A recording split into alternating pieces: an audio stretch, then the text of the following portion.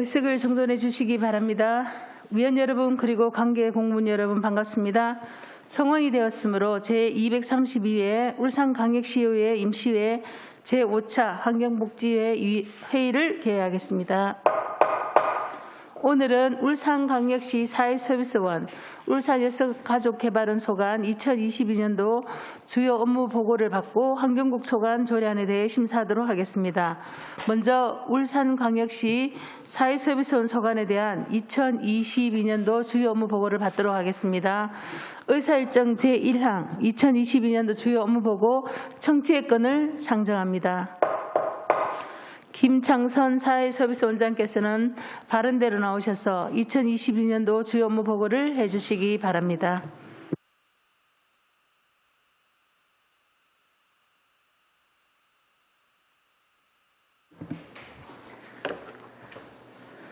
네, 김창선입니다. 새로 만드는 위대한 울산을 위해 노력하시는 이영애 환경복지위원장님을 비롯한 여러 위원님 반갑습니다. 보고에 앞서 함께 참석한 직원을 소개해드리겠습니다. 백미나 행정지원실장입니다. 김민경 경영기획팀장입니다.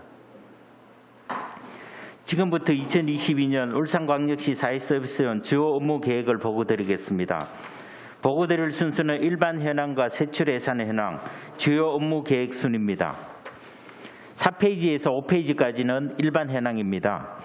울산사회서비스원은 지난 1월 20일 개원식을 시작으로 업무를 추진하고 있습니다. 기구도를 보시면 1실 4팀 4소속 시설로 구성되어 있습니다. 정원은 본부 정원 20명 중 6월 8일 기준 현원 16명이며 소속 시설을 포함한 직원 정원은 100명 중 현원 94명입니다. 다음은 7페이지 세출 예산 현황입니다.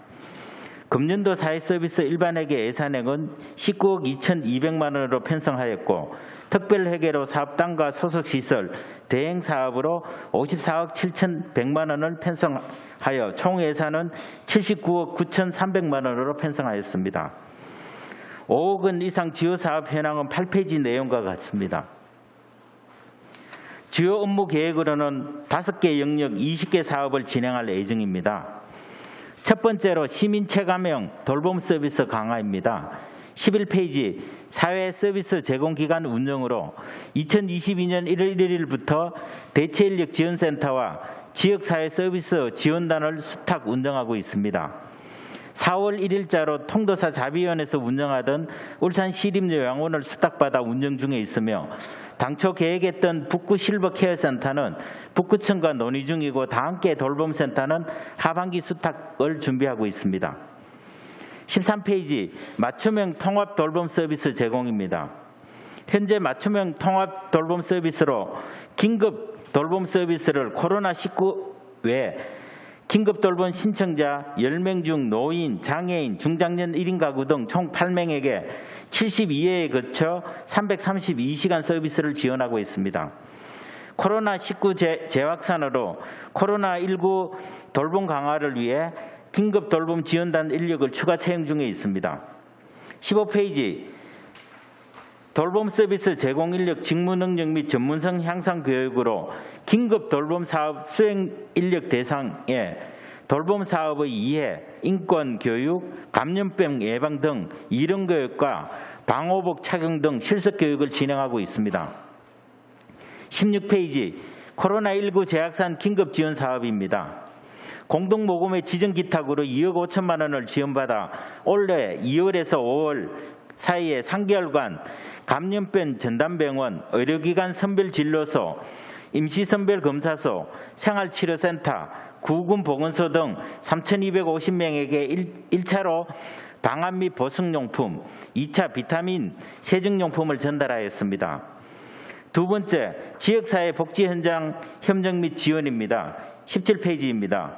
사회서비스 제공기관 안전점검 지원 사업으로 소규모 취약 민간시설 중심으로 분야별 소방, 전기, 가스 등 안전점검 및 현장 컨설팅을 진행할 예정입니다.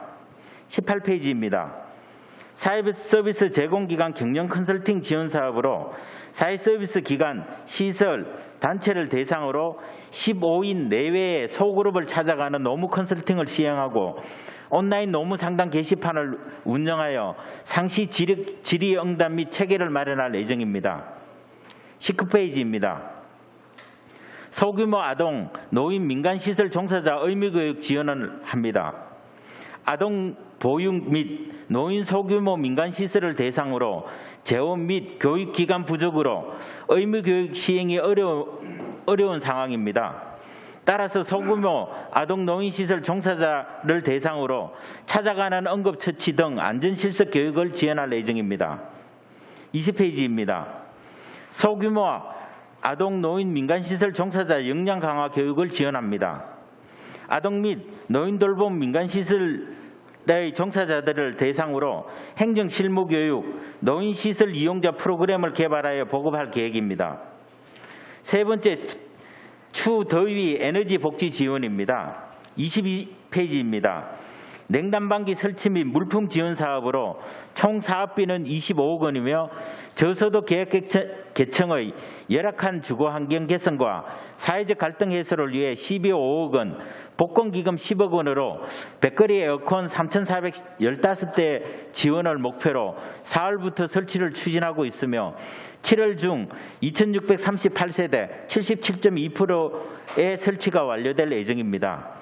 연말까지 편성된 예산 범위 내에서 지원할 수 있는 대상을 발굴하여 사업을 추진하도록 하겠습니다.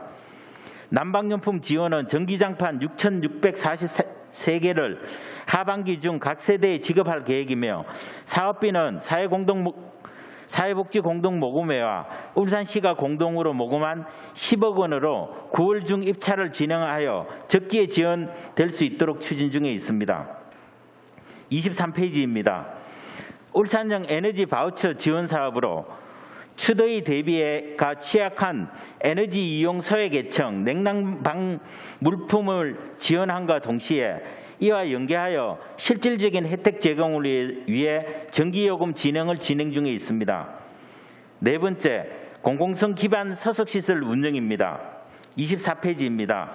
울산광역시 지원 사업으로 지역사회 서비스 지원단, 대체인력지원센터, 장기요양요원지원센터, 울산광역시 노인요양원을 운영 중에 있습니다. 신규 기관인 울산광역시 장기요양요원지원센터는 시설 설치, 직원 채용 등을 진행하고 있으며 다음 주 7월 27일 개소 예정입니다. 다섯 번째, 울산형 사회서비스 체계 구축을 위한 전문연구 수행입니다. 28페이지입니다. 울산광역시 사회서비스 중장기 발전 계획을 수립하고 울산광역시의 사회서비스 데이터베이스를 구축하고 연구하겠습니다. 제5기 울산광역시 지역사회보장계획 수립 연구 용역을 착수했습니다. 사회서비스 정책연구 공유를 위해 현재 정책 연구 과제 공모 사업을 진행 중에 있습니다. 또한 사회서비스 이슈 및 연구 결과를 가독성 높은 간행물로 발간하여 정책 세미나를 통해 사회서비스 관련 학계 및 실천 전문가의 교류를 통해 발전적 정책 방안을 모색하고 지역사회 내 실행 과제를 도출해 나갈 계획입니다. 지금까지 보고 드린 5개 영역 50개 과제를 잘 수행하여 울산 시민 모두가 빈틈없이 누리는 사회 서비스를 구현하기 위해 최선을 다하겠습니다.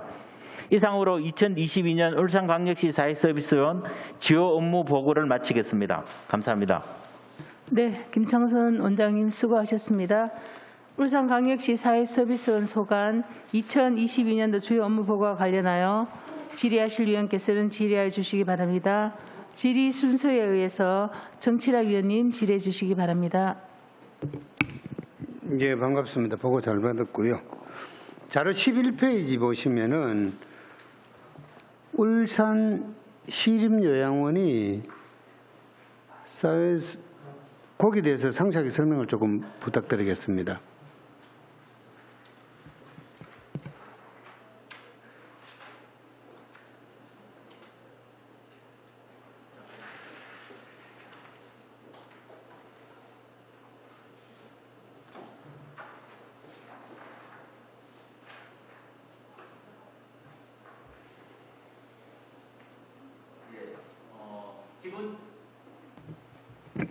기본적인 현황으로서는 지금 현재 울산 중구 백양로에 위치해 있고요.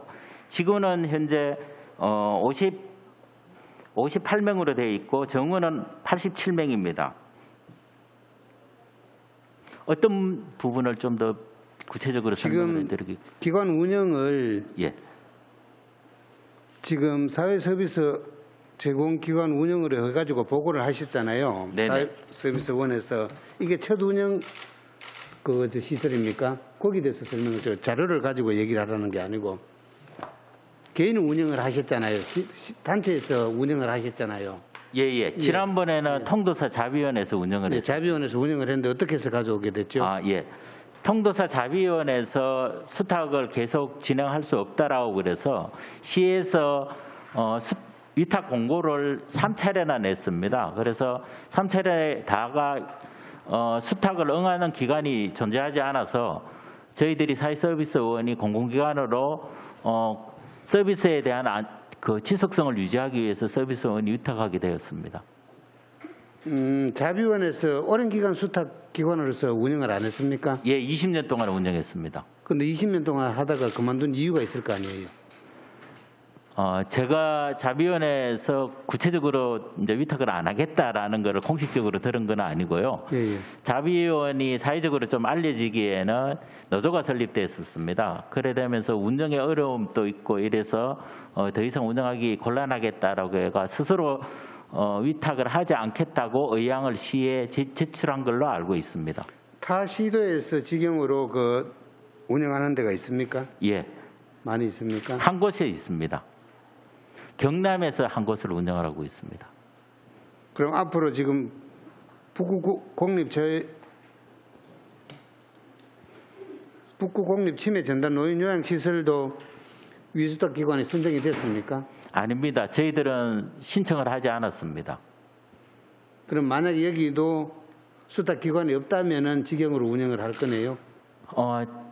저희들 판단은 첫 번째는 저희가 시의 출자 출연 기관이기 때문에요. 예. 시와 관련되어 있는 것을 최우선으로 하는 게 1차적일 거라고 판단하고요.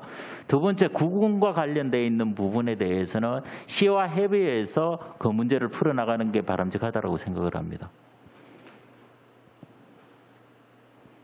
북구 공립 치매 전담 노인 시설이기 때문에 예. 구군에서 우선순위를 갖기 때문에 그렇다라고 이해를 하면 되는 거네요. 그다음 자료 16페이지 보시면은 그 공동모금회에서 2억 5천에 지정 기탁을 해가지고 지원 사업을 했다라고 돼 있는데 예. 공동모금회에서 지정 기탁을 한 게 요건 말고도 또 뒤쪽에 보니까 있던데 그거는 어떤 내용이었죠?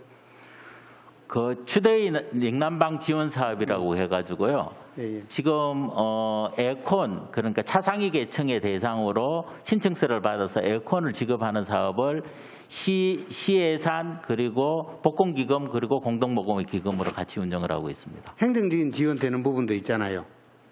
예? 대상자들이 행정적으로 행정부서에서 지원되는 부분도 있을 거 아니에요.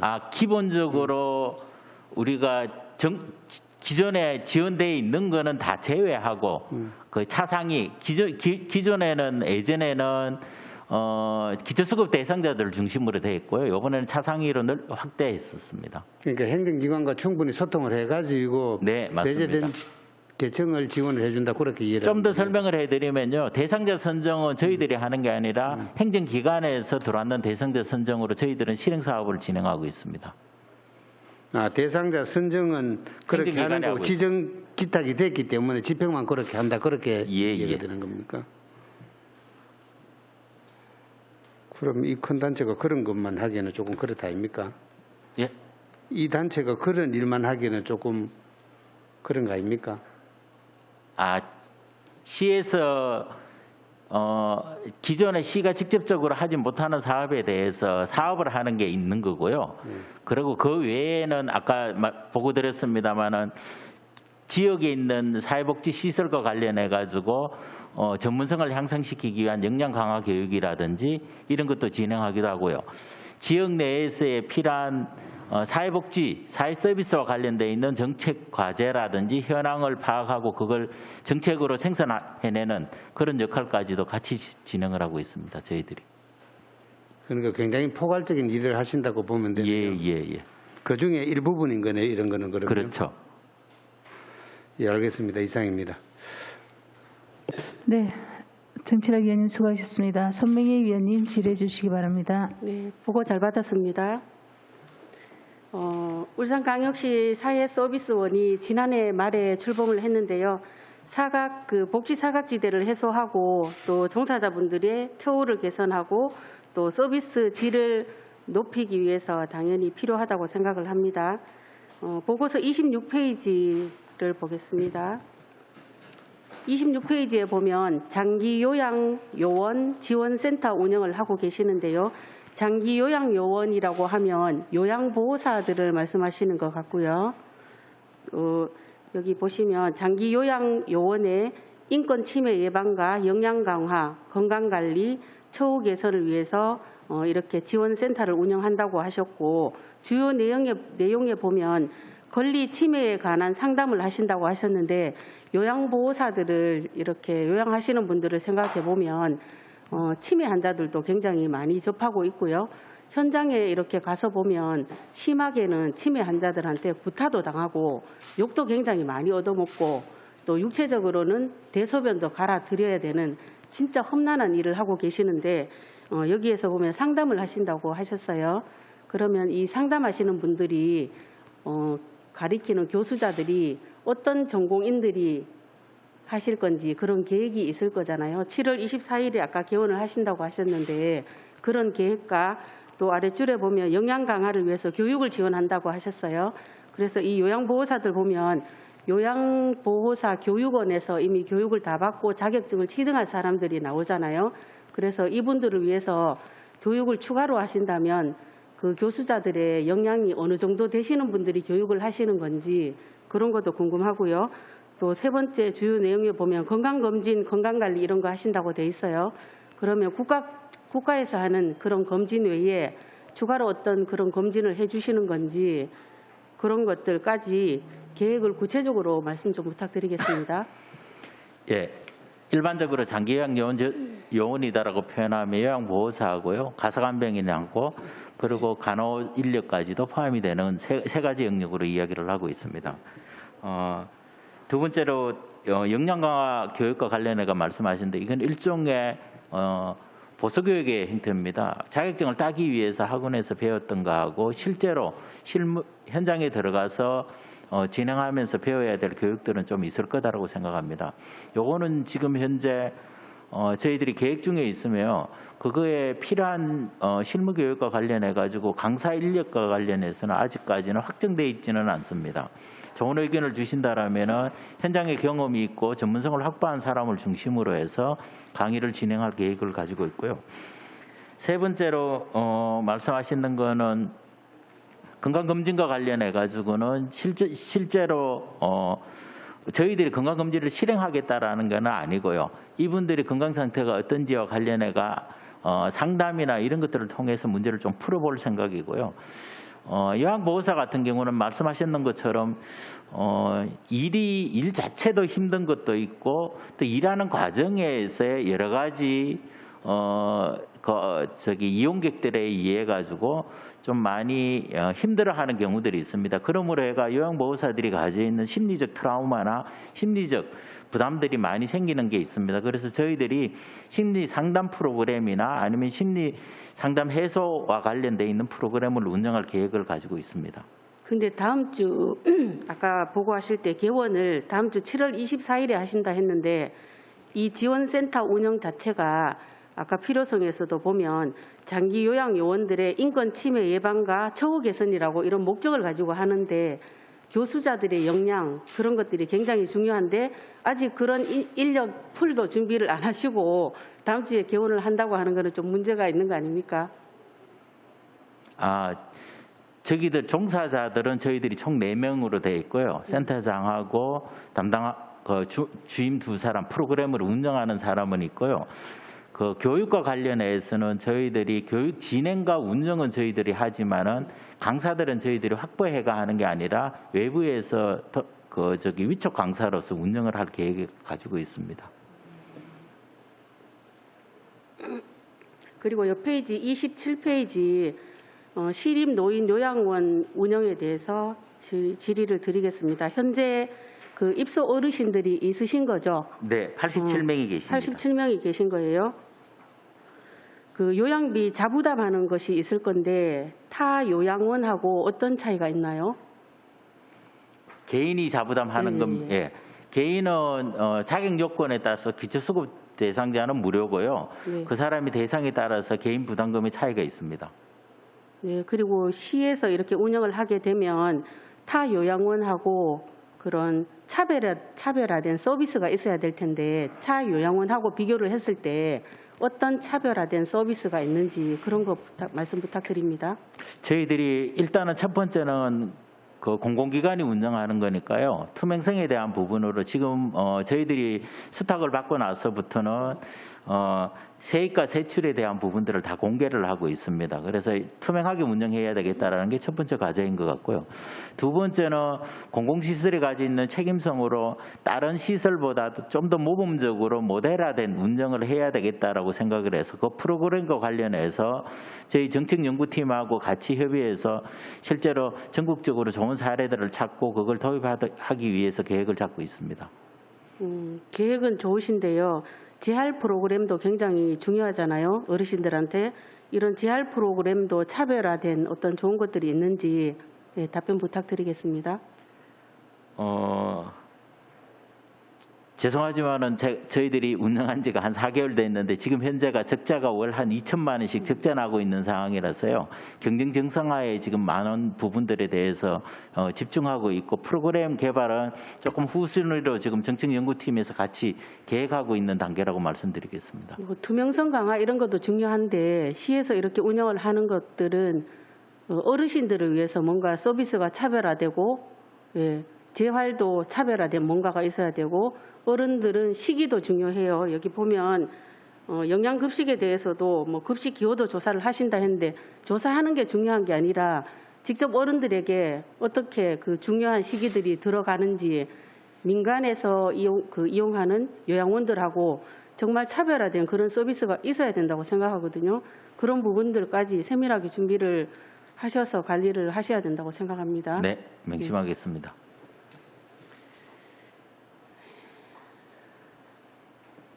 그리고 아까 전에 타시도 경남하고 이렇게 업무 공유를 하신다고 이렇게 들었습니다. 그죠?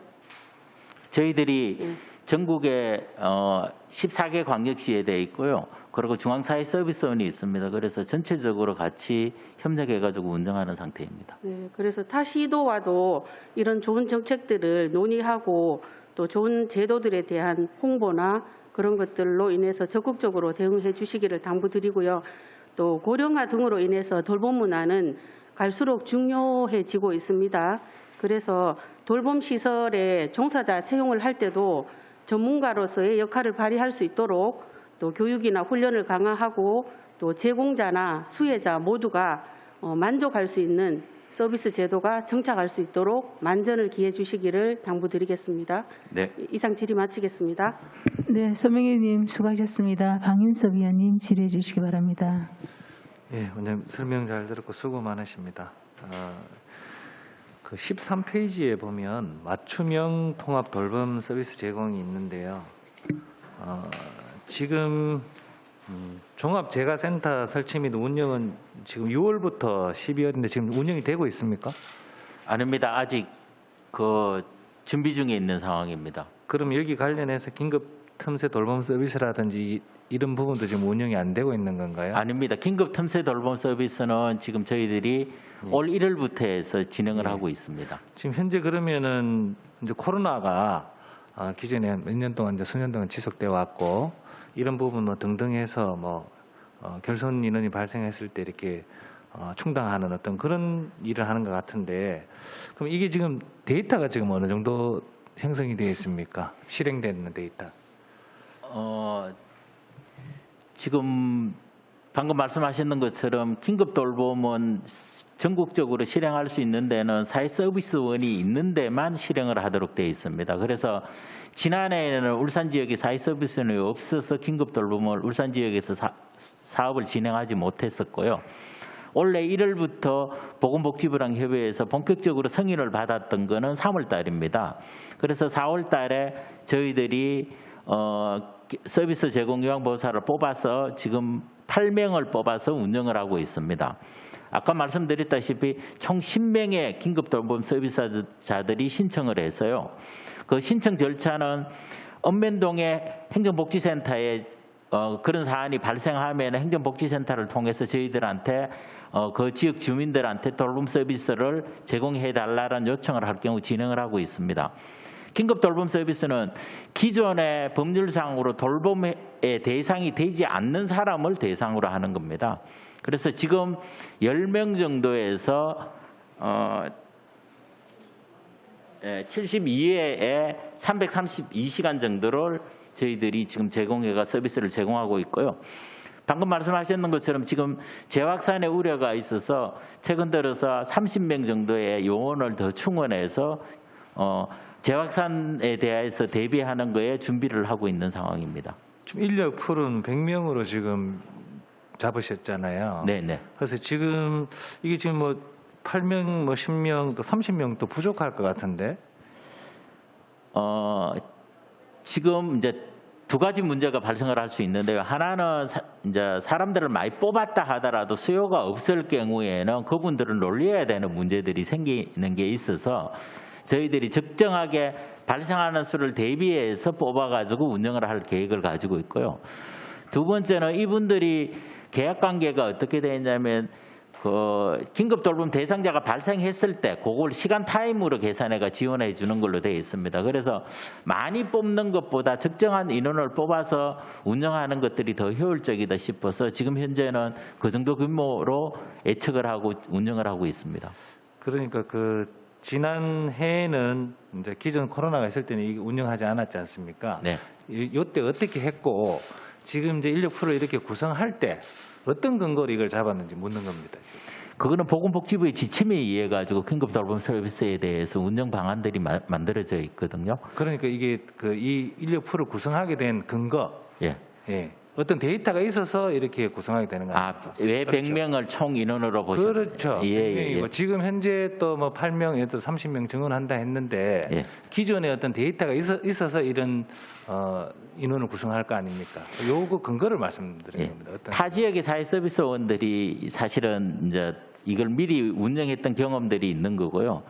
생각 외로 우리가 긴급 돌봄의 사례들이 아직 많이 홍보가 안 돼 있고 운영하는데 정착이 안 돼 있는 것 같습니다. 그래서 의원님이 말씀하시는 것처럼 충분히 준비해가지고 충분히 서비스를 제공하면 될 거다라고 생각하는데 타 지역의 사례도 작년에 1년 동안 했는 게 한 200건 정도가 되는 게 전부 다인 것 같습니다.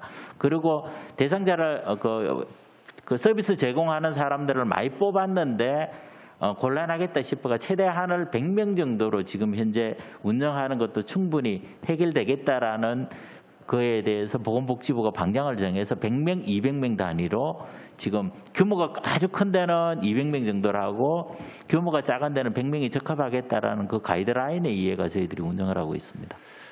지금 보니까 이 부분 또 그 보건복지부에서 100명 잡았던 이유도 뭐냐면 그 기존에 우리 코로나라든지 이런 부분이 확산이 될 때 사실상 이 뽑아나는 인원도 코로나에 걸렸을 확률이 높아요. 그렇기 때문에 모든 사람들이 어떤 이런 부분에 해당될 수 있고 너무 결혼이 많이 발생했기 때문에 아마 이렇게 잡은 것 같습니다. 크게.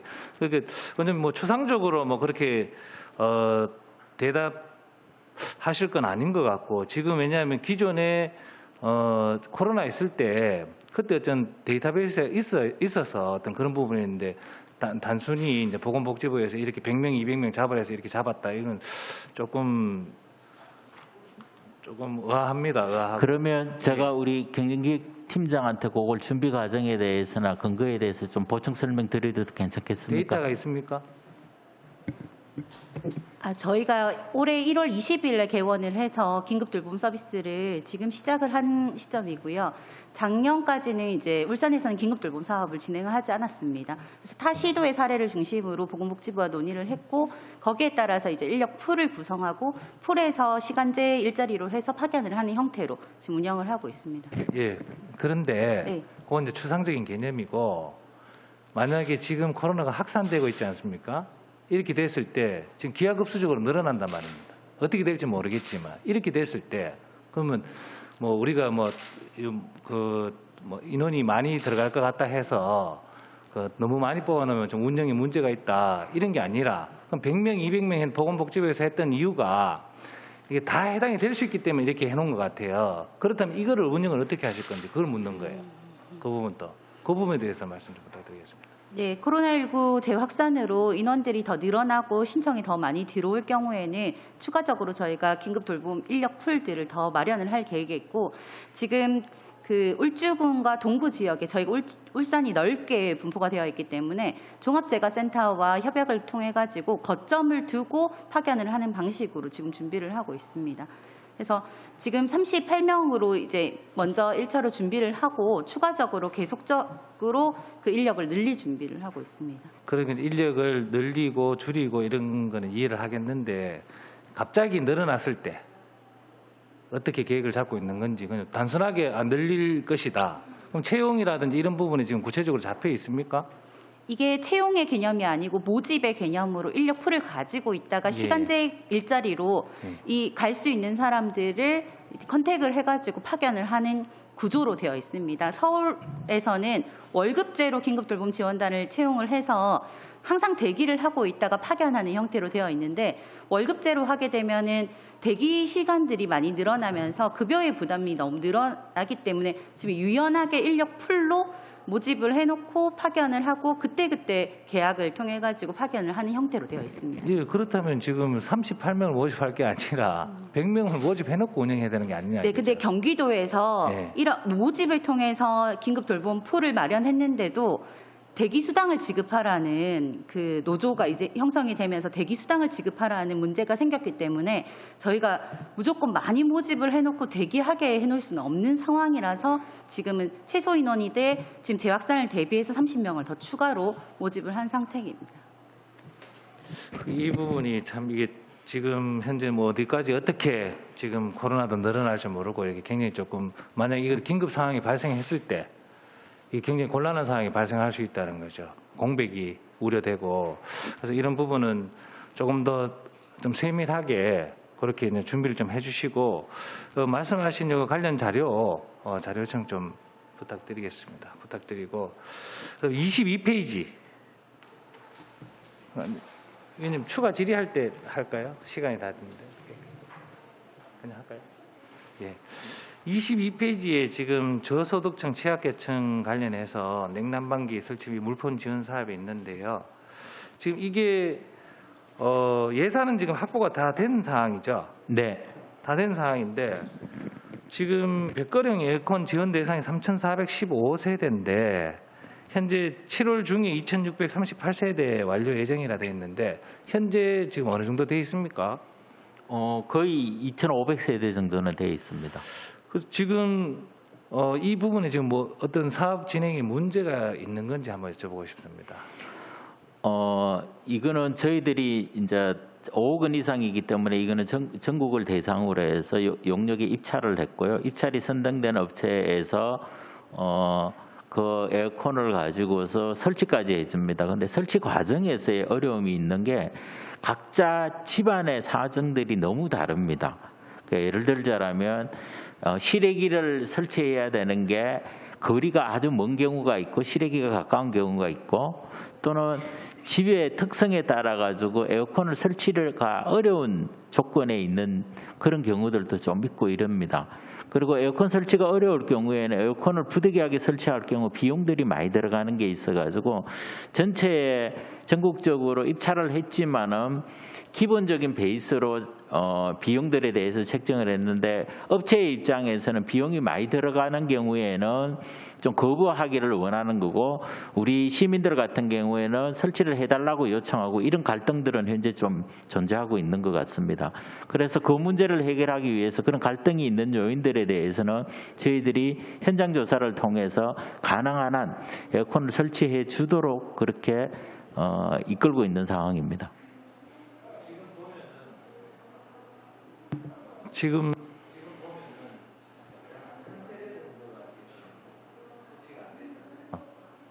설치가 안 됐는데 지금 그 여기 제목처럼 이제 저소득층 취약계층은 지금 이 무더위에 굉장히 위험에 노출될 수 있다는 거죠. 사업 자체가 지금 3월부터 시행이 됐는데 아직까지 이렇게 다 진행이 안 됐다는 것은 좀 문제점이 있어 보이는데.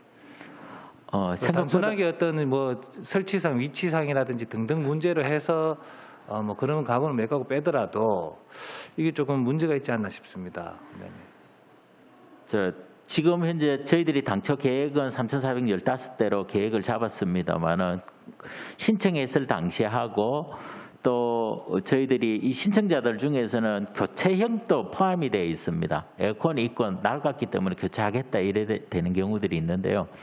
그런 경우들 중에서 교체 안 하겠다라고 변심을 그 마음을 바꾸시거나 이런 경우들이 있어서 여기가 사전 조사로 해가지고 저희들이 3,415대가 꼭 필요하다 확정해가 하는 게 아니고 끊임없이 변동되는 사항들이 있기 때문에 실제로 지금쯤이면 거의 필요하신 분들은 다 설치가 되어 가고 있는 상황이고 나머지는 약간의 서류의 문제 때문에 미설치해 있는 구조로 보시면 될 것 같습니다. 그래서 원장님 이 부분 또 자료 요청을 부탁드리고요.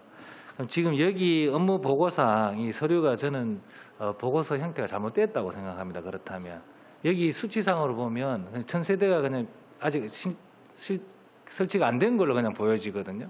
어떤 사유가 있으면 그런 사유를 기재하고 이런 부분이 돼야 충분히 이제 그게 납득이 되고 이해가 되는 부분인데 이걸로 추진사항 이걸로 봐서는 전혀 이게 이해가 안 되는 부분 아닙니까? 1,000세대가 지금 안 되고 있다는 그런 결과밖에 안 나오는데 좀 뭐 이런 부분도 조금 신경을 쓰셔야 될 것 같습니다.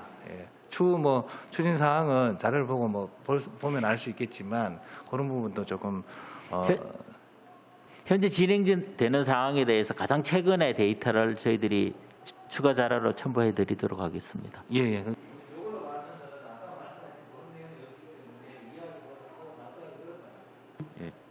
네, 방희석 의원 수고하셨습니다. 원장님 방금 우리 동료원 질의하신 내용 중에 지금 7월이 벌써 월말이 다 돼가잖아요. 최소한 우리한테 보고하는 자료 왔을 때 그 사이에도 변동이 있으면 최근 자료를 가져오셔야 되고 특별히 에어컨이라는 것이 필요한 대상이 지금 필요하지 언제 필요해? 겨울에 달아주실 거 아니잖아요. 지금 그 부분을 지금 계속 지금 말씀하시는 거잖아요. 그리고 앞서 맞추는 돌봄도 마찬가지입니다. 사회서비스원의 존재 이유가 그거예요. 울산형 사회서비스원을 만들어 가셔야 되는 거잖아요. 답변이 그게 뭐예요? 100명이라는 풀 인적 구성이 우리가 뭐 계속 월급자가 아니잖아요. 그렇다면 사회서비스원이 새롭게 만들어졌고 그렇다면 사회서비스원이 원장님 특히 또 종사자들 직원들 다 해서 그런 인력 풀들을 나름대로 긴급에 대비했을 때 100명 아니라 200명, 300명이라도 그게 이제 인적 네트워크잖아요. 그런 걸 구성해서 방금처럼 뭐 경기도에서 하니까 보건복지부에서 하니까 100명을 이렇게 추상적으로 우리한테 이런 보고 가져오시면 안 되잖아요. 그렇지 않나요? 저는 지금 계속 보고하는 내내 답답했어요. 사회서비스원이 울산형을 만들었을 때 방금처럼 이런 꼭 코로나뿐만 아니라 갑자기 요양이 지금 터졌을 때 또는 뭐 대량 했을 때는 그거 이제 원장님의 역할이고 우리 뭐 팀 경영팀장 뭐 정책팀장이 하실 역할이잖아요. 그래서 그만큼 사회복지사 그냥 잠자고 있는 사람들도 많이 있단 말이에요. 그런 사람들을 교육을 통해서 홍보를 통해서 자원봉사자를 모집한다든지 해서 그게 대급풀을 만들어야 가야 되고 우리 동료원이 그런 질의를 했었을 때 거기에 대한 답변해 주셔야 되는데 자꾸 빙빙 도는 경기도에서 한다 뭐 보건복지부에서 한다. 그건 답변이 아닌 거예요. 너무 답답해서 제가 지금 이렇게 말씀드리는 거예요. 예. 안수일 의원님 질의해 주시기 바랍니다. 예, 사회서비스원 우리 김창선 원장님, 울산의 사회서비스원이 이제 설립해서 시행 사업이 금년부터 시작하고 있죠, 그죠? 네, 그렇습니다. 근데 오늘 8대 광역시 의회가 출범해서 첫 앉아 업무 보고 받는 자리인데 지금 이 자리에 보니까 우리 원장님 중심을 해서 여기에 보면은 행정지원실 또 경영기획팀, 시설운영팀, 민간기관지원팀, 또 정책팀 뭐 이래 사회서비스 정책연구팀 이래 가지고 실질적으로 울산 사회서비스원을 이끌어가는 중심에 있는 분들인데 오늘 두 분만 딱 참석하셨네. 원장님 밑에. 나머지 분들도 앞으로 또 참석을 해 주시가지고 또 앞에 이 팻말 이거는 어디서 준비하는 거예요? 팻말도 이래 정책연구팀장하고 이런 딱 해가 쫙 이래가지고 좀 하고 지금 이 업무 받는 자리에 이 복권에 또 빠진 분은 왜 빠졌어요? 행정지원실장, 경영기획팀 뭐 이래 쭉 있잖아요. 예.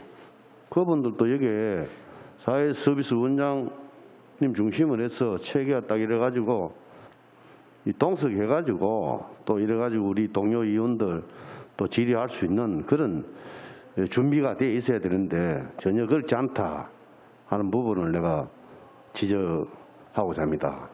앞으로 회의 수상이 올 때 그래가지고 구색을 좀 갖추어서 이래 또 업무 보고를 또 임해 주시기 바랍니다. 그리고 사회서비스원이 실질적으로 또 요즘 코로나 사회로 또 접어들면서 또 사회서비스 수요자가 또 급증하고 그에 따른 또 인력들이 또 어떻게 보면은 일자리 창출도 또 되는 것입니다. 그래서 어떻게 보면은 정말 그 질 좋은 사회 서비스를 또 시민들이 받을 권리도 있고 제공하기 위해서는 정말 사회 서비스 역할이 참 중요하다 이렇게 생각이 되어집니다. 정말 우리 핵심의 부서에서 하나하나 다 중요합니다. 지금 앞으로 사회 서비스 종사자들도 앞으로 많이 늘어날 것이고 그에 따른 또 다양한 그런 또 사회 서비스 또 요구를 또 수요자들이 또 늘어날 것입니다. 거기에 대한 프로그램도 많이 또 개발해서 정말 할 일이 많은 것 같습니다. 지금 원래 첫 출발인데 정말 그 첫 출발부터 좀 정신무장이 조금 이래 해이하지 않았나 이렇게 지적 아니게 할 수 없습니다. 그런 부분도 앞으로 긴장의 끈을 바짝 이래 챙겨 주시고 또 임해 주시기 바랍니다.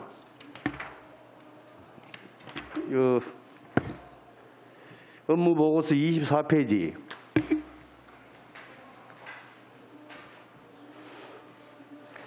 울산 지역사회 서비스 지원단 운영 사업이 있는데 여기 보면은 신규 사업에 가사 지원 서비스 시범 운영이 있습니다. 이 부분 지금 시범 운영을 어떻게 운영하고 있는지 어느 부분이 말씀해 주실 겁니까? 제가 말씀드리겠습니다. 예, 원장님. 저희들이 직접 운영하는 게 아니고요. 지역에 저희들이 가사지원 지역사회 서비스 제공기관이라고 있습니다. 지역 내에서 제공기관들이 읍면동에 신청을 하면 구군에서 제공기관들에 대해서 등록을 인정을 해줍니다. 그러면 그분들이 가사 서비스를 제공하는 업무의 권한을 받고 운영을 하고 있는 상태고요. 지금 한 8곳 정도가 신청을 해서 운영을 하고 있는 걸로 알고요. 저희들이 주로 하는 거는 뭐냐 하면 이분들에 대해서 이 제공기관들이 제대로 운영을 하는지 여부에 대해서 점검하는 권한, 그거는 행정하고 같이 합니다. 점검하고 올해부터 처음으로 제공기관들에 대한 평가 기능들을 저희들이 가지고 있고요. 그래서 일정적으로 보면 저희들이 지원의 역할을 하지 직접 사업을 진행을 하지는 않습니다. 네. 그럼 울산 지역의 사회 서비스 투자 사업 현황을 받아서 그 지원 사업을 하고 있다. 그렇게 생각하면 되겠습니까? 그게 아니고요. 지역 내에서의 이제 사회 서비스를 가사 서비스를 하고자 하는 신청자는 읍면동에서 신청을 받습니다. 그리고 그 신청을 받았는 기관은 어디서 서비스를 제공받나 하면 제공기관이라고 별도로 있습니다. 울산 지역에 약 사회 서비스와 관련해서 전체의 제공기관은 한 150개 정도가 있습니다. 150개 기관 중에서 하겠다라는 제공기관을 성의를 하면은 거기랑 연결해가지고 진행을 현재 하고 있고요. 그거는 그분의 소득 수준에 따라서 자기 부담금의 차이가 있습니다. 지금 현재는 소득 수준의 180%까지니까 대상자가 이 사업이 제일 넓은 형태의 사업으로 되어 있는데요. 시작한 지 얼마 안 돼서 지금의 신청자 수는 많지는 않습니다만은 아마도 이거는 많이 확대될 가능성이 클 거고요. 지금 시범 사업으로 올해 예산이 편성된 거는 총 3억으로 알고 있습니다. 3억 범위 내에서 예산이 소진할 때까지 서비스를 신청을 하면은 제공기관에서 서비스를 제공하는 방식으로 되어 있어서 방금 말씀하신 가사 서비스와 관련해 가지고 더 필요한 내용이 있으면 저희들이 제공기관에 직접 확인해서 말씀을 드리도록 하겠습니다. 예, 그렇게 이해하겠습니다. 그리고 이 또 대체인력지원센터도 마찬가지입니까? 대체인력 관리는 어떤 식으로 하고 있습니까? 여기 대체인력지원센터에 근무하시는 분들이 총 16분이신데요. 크게는 사회복지사로 구성되어 있습니다. 여기서 대체인력지원센터가 대체인력으로 파견되는 기관은 사회복지기관들입니다. 사회복지기관의 종사자가 갑자기 아프거나 아니면 휴가를 가야 되거나 이런 일이 벌어졌을 경우에 그분을 대신해서 저희들이 대체인력을 파견해 주는 방식으로 진행이 되고 있고요. 조리사가 2분이 계시는데 지금 한 분만 채용됐고 한 분은 지금 계속 채용이 되지 않아 가지고 채용의 어려움을 지금 현재 겪고 있는 상황입니다. 그래서 전체적으로 대체 인력과 관련해가 요청하는 기관은 많은 반면에 인력을 파견할 숫자가 지금 현재 적은 상황이고요.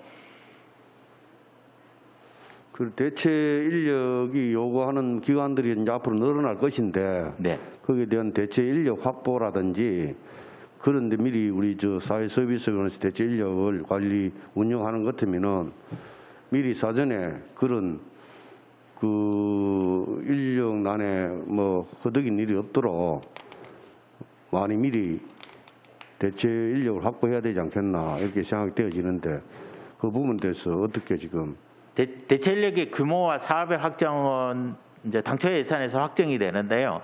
이거는 인건비하고 조금의 운영비만 나오는 상태이기 때문에 이년의 규모는 그러니까 전년도에 확정이 되는 상황입니다. 그래서 지난번 의회에서도 말씀을 하셨는데 실제로 그 사회복지시설에서 대체 인력 요구는 높은데 반해서 지금 인력의 숫자가 적지 않느냐라는 게 제안이 돼 있어서 아마 울산시하고 협의해서 그 부분에서 적정 규모와 적정 운영 인력에 대해서 협의한다라면은 내년에 그 규모는 늘어나지 않을까 이런 생각이 들고요.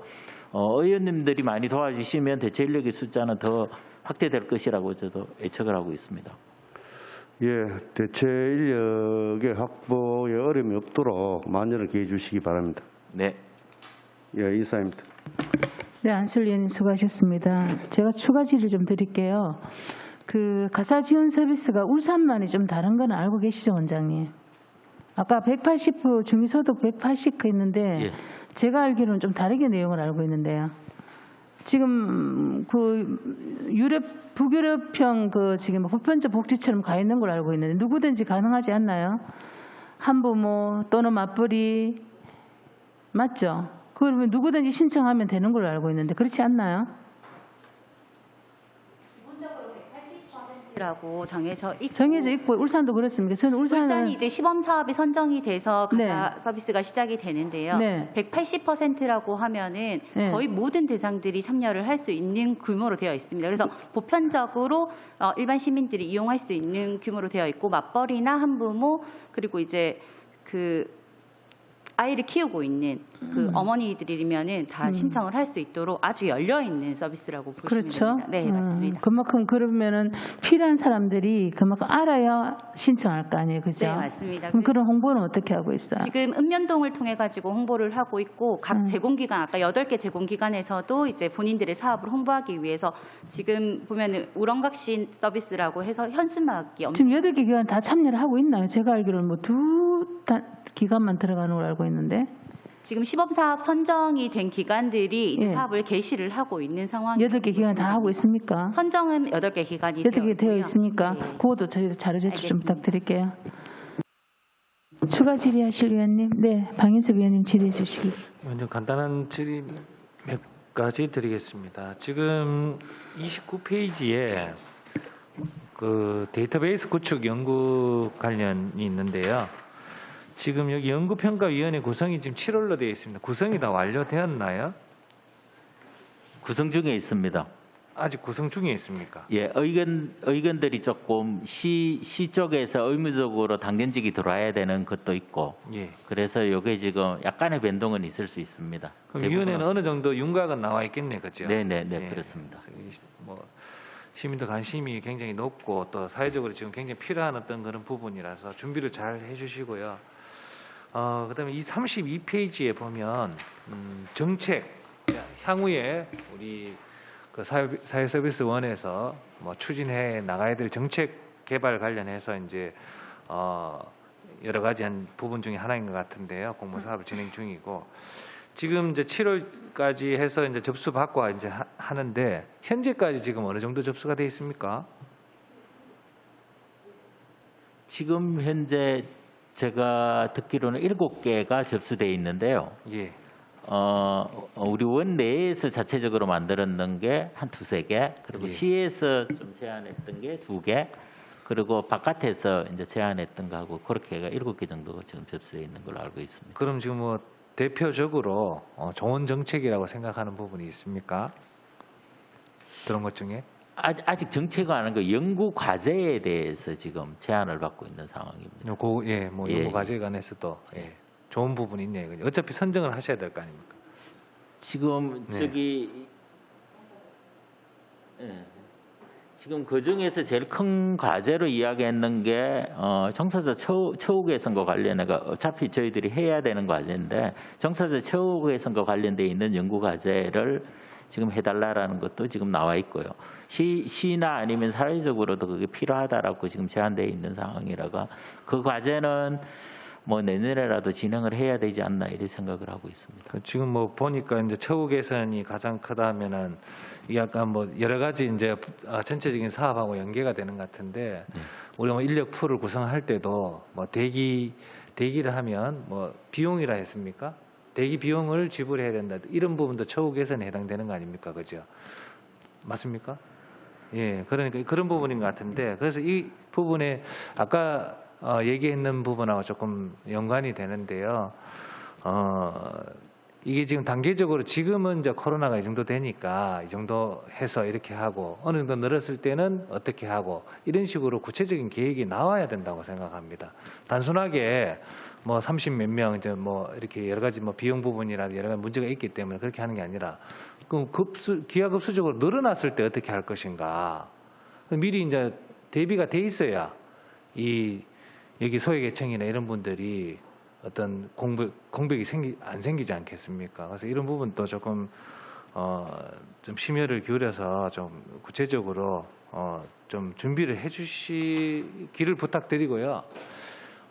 사회서비스원이 지금 이제 뭐 출발해서 아직 모르고 여기 보건복지부 뭐 경기도 이렇게 말씀하셨는데 사실상 이런 어떤 구심점을 만들어서 어떤 이제 여기에서 사회서비스원이라는 어떤 구심점을 만들어서 이제 사업을 할 뿐이지 기존에 이 사업들은 다 해왔던 거 아닙니까? 아닙니까? 아닙니다. 아닌 것도 많습니다. 뭐 그럴 수 있죠. 뭐 정책이 뭐 새로 또 나올 수도 있고 대부분이 사회복지 관련해서 여러 가지 이제 해왔던 전문가들을 모셔서 이게 아마 구성되는 걸로 알고 있습니다. 그렇지 않습니까? 비전문가들입니까? 여기 지금 종사하시는 분들이 어떻습니까? 그렇죠. 그래서 제가 하는 말입니다. 이게 추상적으로 뭐 이래서 안 되고 저래서 안 되고 아직 출범한 지 얼마 안 돼서 안 되고 이게 너무 이렇게 아마추어 같은 그런 답변이라서 기존에 여기 계셨던 분들 채용하고 종사하시는 분들은 기존에 이 사회복지 관련해서 전문가들이고 여기에 대해서 공부를 하셨던 분입니다. 그러면 이 부분에 대해서 이미 많은 경험을 해왔을 것이고 새로 하는 사업 또한 기존에 해왔던 사업의 어떤 연계성이라든지 인가성이 충분히 있단 말입니다. 또 예측이 되어지는 사업이고 그렇다면 이런 부분에서 우리가 뭐 답변이라든지 이런 부분을 너무 추상적으로 대답하는 건 조금 맞지 않다. 그래서 조금 더 좀 관심과 또 여기에 대해서 조금 뭐 충실이라 해야 되나? 뭐 그렇게 그런 부분 조금 좀 신경 써주시기 바랍니다. 예, 그 현장을 더 정확히 파악하고 전문성을 향상하기 위해서는 앞으로 더 노력을 하겠습니다. 그리고 부족한 부분들에 대해서는 저희들이 챙기지 못한다라면 사실은 그 피해는 시민들한테 돌아갈 수밖에 없는 구조가 된다라는 것도 명심하고 일을 정리하고요. 근데 사업별로 하나 좀 염두에 두시고 좀 검토해 주실 부분들이 예를 들자면 긴급 돌봄 사업 이런 거는 보건복지부랑 지방정부랑 매칭 펀드 해가지고 거의 50대 50으로 딱 예산이 확정되어 있습니다. 그래서 아까 말씀하셨는 것처럼 실제로 그 대상이 확 늘어날 경우에는 의회나 시에서 다시 협의해서 추경을 편성한다라든지 이런 게 전제가 안 되면은 실제로 저희들이 하고 싶더라도 약간의 한계가 있다라는 거에 대해서는 좀 참고해 주시기 부탁드리겠습니다. 예, 사실상 뭐 의회나 이런 데는 뭐 예산 관련해서는 의결을 해주면 되는 부분이고 그 일의 과정에서는 전문가들이 이미 체계적으로 잡아놓고 난 다음에 해야 된다는 거죠. 이제 의회는 그 이후의 일입니다. 그 이후에 우리가 좀 보완할 점이나 이런 부분은 저희들이 할 역할 부분도 있을 것이고 또 혹시나 놓친 부분을 저희들이 조금 얘기해서 이렇게 보완을 할 수 있는 부분인데 그 과정 자체는 기존에 운영하는 전문가분들이 잘 정리를 해놓으셔야 된다는 거죠. 그 자체가 지금 좀 너무 좀 미미하다고 그렇게 말씀드립니다. 네, 명심하겠습니다. 네, 박민수 의원님 수고하셨습니다. 추가 질의하실 위원님. 네, 전명희 의원님. 좀 전에 시립노인요양원에 대해서 질의를 드렸는데 추가로 한 가지 더 질의를 드리겠습니다. 입소 어르신들이 87명이라 했고 직원도 혹시 87명이라고 아까 그러셨나요? 네, 현원입니다. 네. 근데 입소 어르신이 87명이고 직원도 87명이고 이러면 1대1인데 아니, 58명입니다. 58명이에요? 58명이라도 굉장한 인력 구조이거든요. 예, 그러면 아까 사업 보고를 하실 때 사업의 공공성과 투명성에 대해서는 강조를 많이 하시면서 서비스 품질 향상을 한다고는 하셨는데 제가 아까도 질의 드렸을 때 서비스 품질에 대한 그런 내용들은 많이 미흡했어요. 그래서 시에서 이렇게 시립노인요양원을 운영을 하시잖아요. 그러면 울산 시내 현재 우리 고령화 사회가 도래해서 요양원들이 굉장히 많이 있고 문제점들이 굉장히 많아요. 그러면 그분들이 이런 우리 시립노인요양원이 얼마나 잘하는지 벤치마킹해서 또 그렇게 운영을 할 수 있도록 그런 중요한 모델이 돼야 된다고 생각을 하거든요. 그래서 특별히 이런 서비스 품질에 대해서 인원도 이렇게 많잖아요. 직원들이 많으면 서비스 품질에 대해서는 최고가 되는 그런 요양원이 되어야 된다고 생각하거든요. 그런 부분에 대해서 좀 최선을 다해서 관리를 해주시면 좋겠습니다. 제가 조금만 답변을 해드리겠습니다. 지금 이게 예산은 장기요양 급여로 저희들이 의료보험공단에 청구를 하는 방식입니다. 그래 기본 인원은 55명 이상이 되어야 되는 겁니다. 그러니까 요건으로서. 근데 저희들이 추가 인원을 더 3명 정도를 더 보유하고 있는 상황이고요. 그리고 장기요양 급여와 관련해서는 원장님 당부로 이해하시면 되겠어요. 저희들 충분히 이해하거든요. 그런데 아까 이제 말씀을 하실 때 손 의원님 말씀은 어쨌든 시에서 위탁 받았잖아요. 이제 시에서 그래도 복지 컨트롤 타워인 사회서비스원에 맡겼기 때문에 뭔가 서비스가 좀 달라져야지. 뭐 물론 적자 이런 부분 다음에 우리가 업무 또 행정사무감사하고 다 들여다볼 겁니다. 그죠? 그래서 당부니까 그냥 그렇게 좀 이해해 주시면 되겠습니다. 알겠습니다. 추가 질의하실 위원 계십니까? 네. 오늘 주요 업무 준비하시는데 고생 많이 하셨고요. 그런 중에 어쨌든 사회복지 현장에서 사회서비스원을 바라볼 때 정말 민간에서 하는 그런 복지 어떤 그런 서비스원 다르구나 이렇게 들어야 된다는 거죠. 앞으로. 지금 이제 초기니까. 그렇죠. 그래서 우리 원장님이야 팀장님이나 각 실장님들도 마인드 자체를 그렇게 갖추고 가셔야 돼요. 그래서 우리는 정말 시에서 우리 울산 시민들의 복지를 책임지고 특별히 민간에 잘 하지 못하고 기피하는 것들을 우리 사회서비스원이 맡아서 해야 되는 거잖아요. 그렇죠. 그렇다면 민간이 봤을 때 역시 우리 복지의 모든 어떤 정책이나 모든 것 사회서비스원에서 나온다는 인식을 심어주는 게 앞으로 초대 원장님과 여러분 직원들이 하실 역할이란 말이죠. 그죠? 그래서 그런 부분을 명심하시고 지금도 많이 고생하고 계실 겁니다. 그래서 저희들 여기 계시는 우리 모든 위원님들이 가장 관심이 지금 복지 컨트롤 타운에 있는 사회서비스가 앞으로 지향할 바를 고민을 많이 하고 같이 지금 하겠다는 거예요. 그래서 또 내일 현장까지 잡아놓은 거거든요. 그래서 그런 부분도 우리가 우리 첫 단추를 잘 깨야 되잖아요. 그래서 그런 부분들에서 저희 위원들 한 분 한 분이 말씀하신 것들을 잘 마음에 새기시고 그런 지향할 바를 같이 고민도 하고 그렇게 했으면 좋겠습니다. 예, 오늘 모두 수고하셨습니다. 자, 더 이상 질의하실 위원이 없으므로 질의 답변을 종결하겠습니다. 특별히 방금 동의원들이 질의하신 모든 내용들 잘 담아서 앞으로 시정에 적극 반영해 주시기 바랍니다. 부서 교체를 위하여 정회를 선포합니다. 의석을 정돈하여 주시기 바랍니다. 성원이 되었으므로 회의를 속개하겠습니다. 계속해서 울산여성가족개발원 소관에 대한 2022년도 주요 업무 보고를 받도록 하겠습니다. 의사일정 제2항 2022년도 주요 업무 보고 청취건을 상정합니다. 박미 울산여성가족개발원장님께서는 바른 대로 나오셔서 2022년도 주요 업무 보고를 해주시기 바랍니다.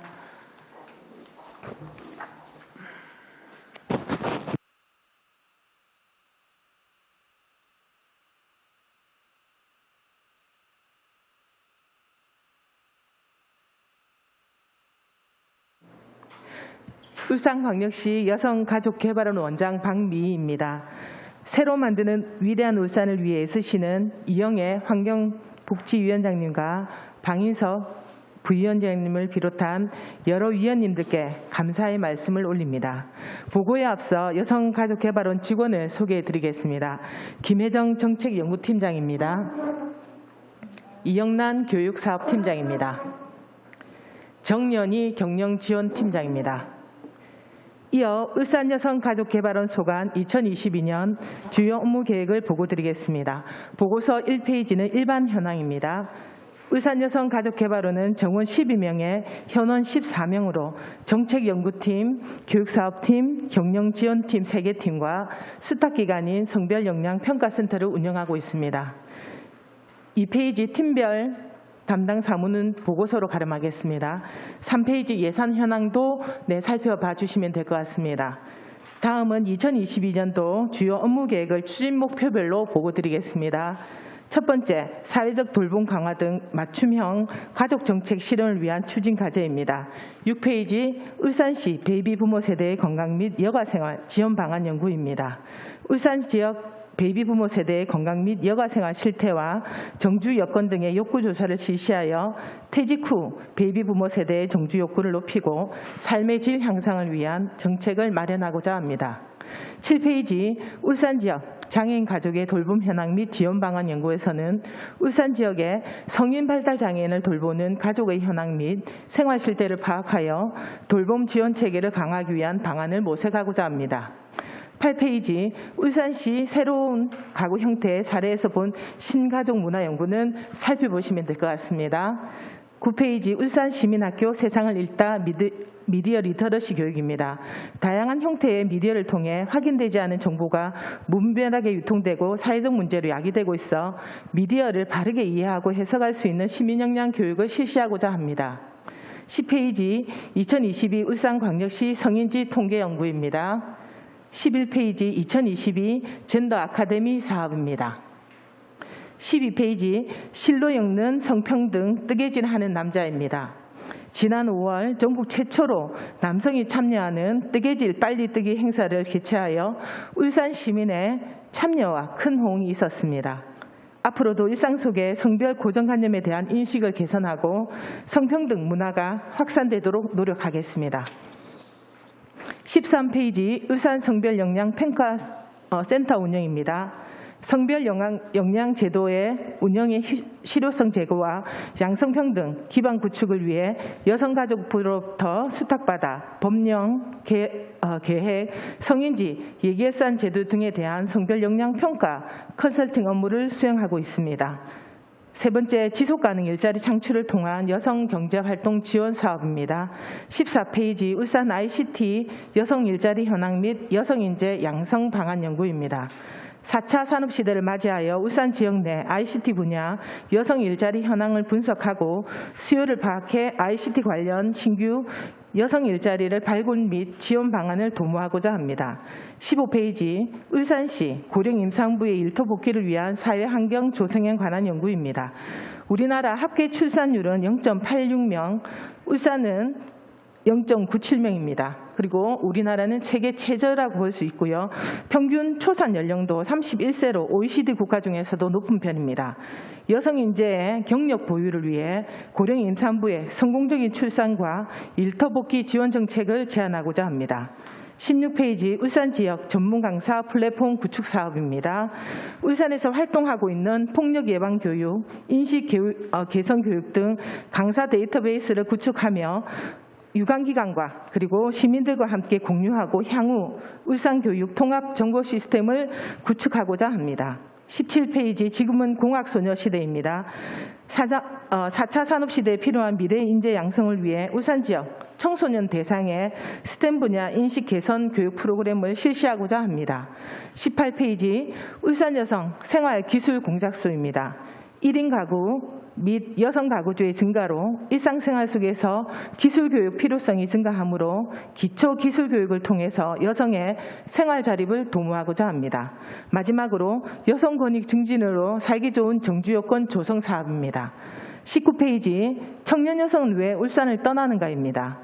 청년층의 순유출 증가는 지역 경쟁력 약화, 지속 가능한 성장을 저해하는 요인입니다.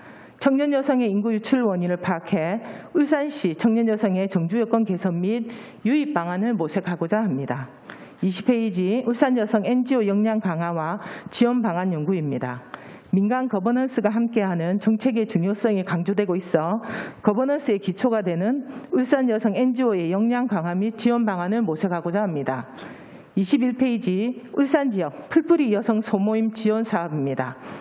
풀뿌리 소모임 지원을 통해 지역 문제를 함께 해결하는 선순환 구조를 구축하고 울산 지역의 풀뿌리 민주주의 기반을 확산하고자 합니다.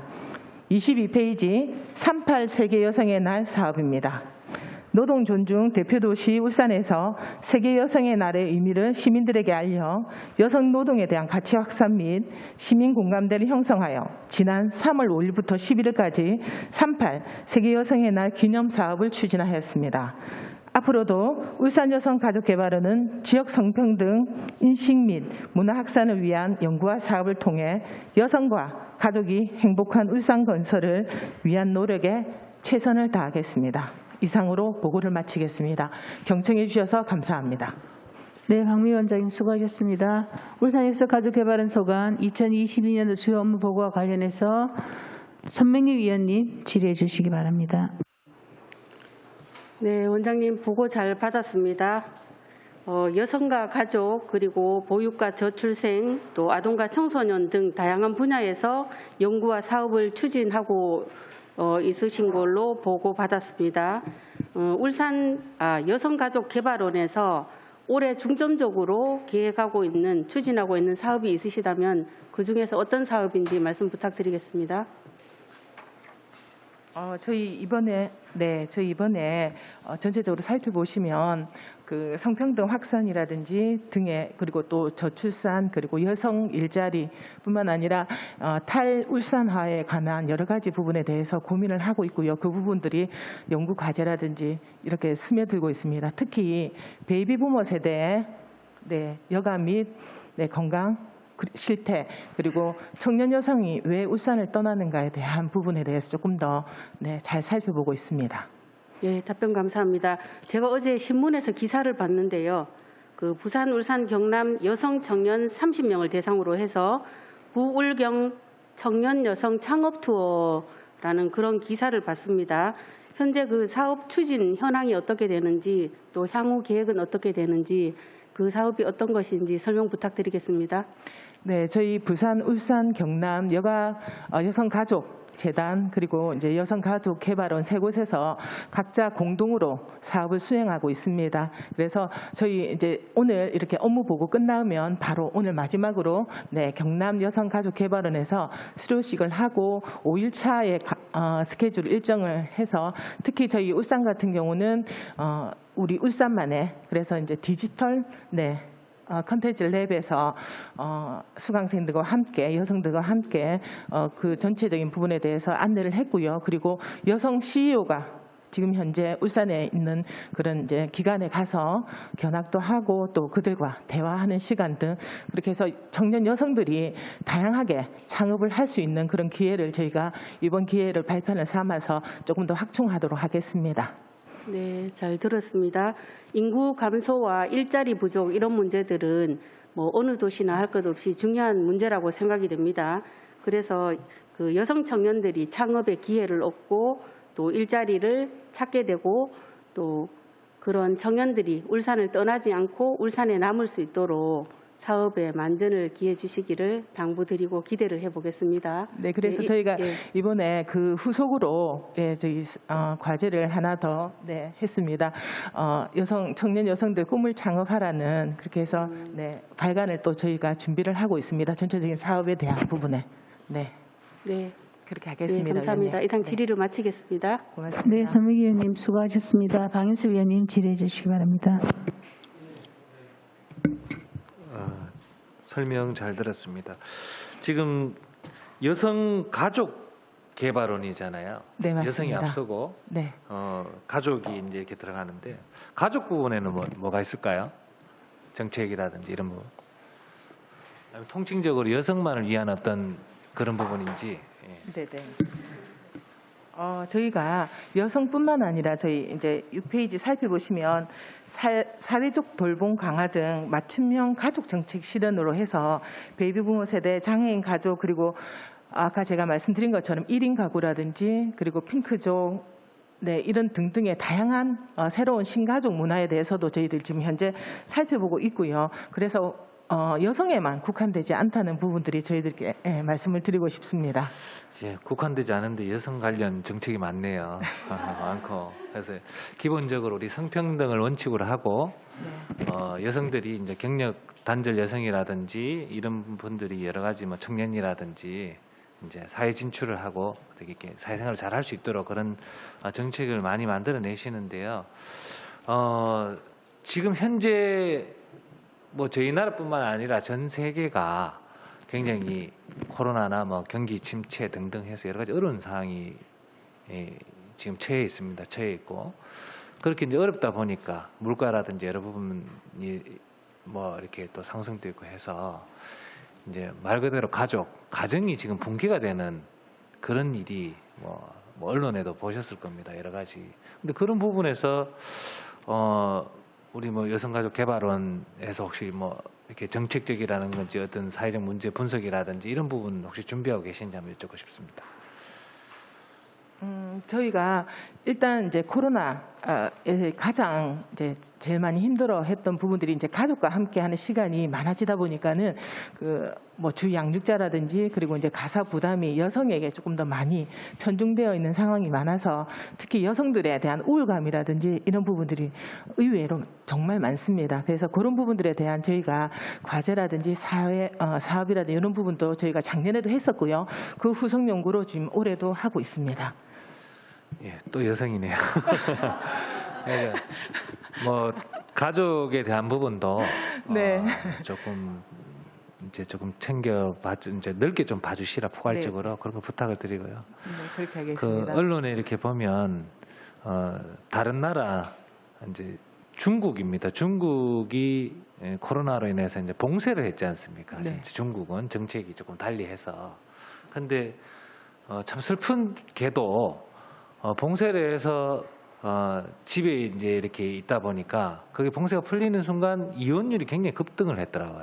네, 맞습니다. 높아집니다. 그만큼 이제 갈등이 많다는 거죠. 그래서 이런 부분도 향후에 우리도 벗어날 수 없는 부분이다. 이 부분이 지금 코로나도 계속 늘어나가고 있고 또 다른 변이가 계속 나올 걸 예상되죠. 그렇다면 이 가정 내에서 굉장히 큰 갈등을 초래할 수 있는 요인이 있으니까 이런 부분도 조금 챙겨봐 주십사 하는 그런 부탁을 드리겠습니다.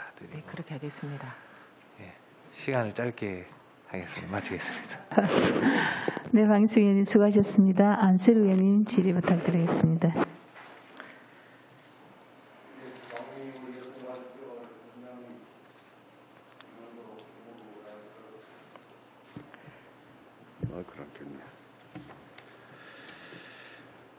그렇겠네. 여기 보면은 주요 업무 계획에 보면은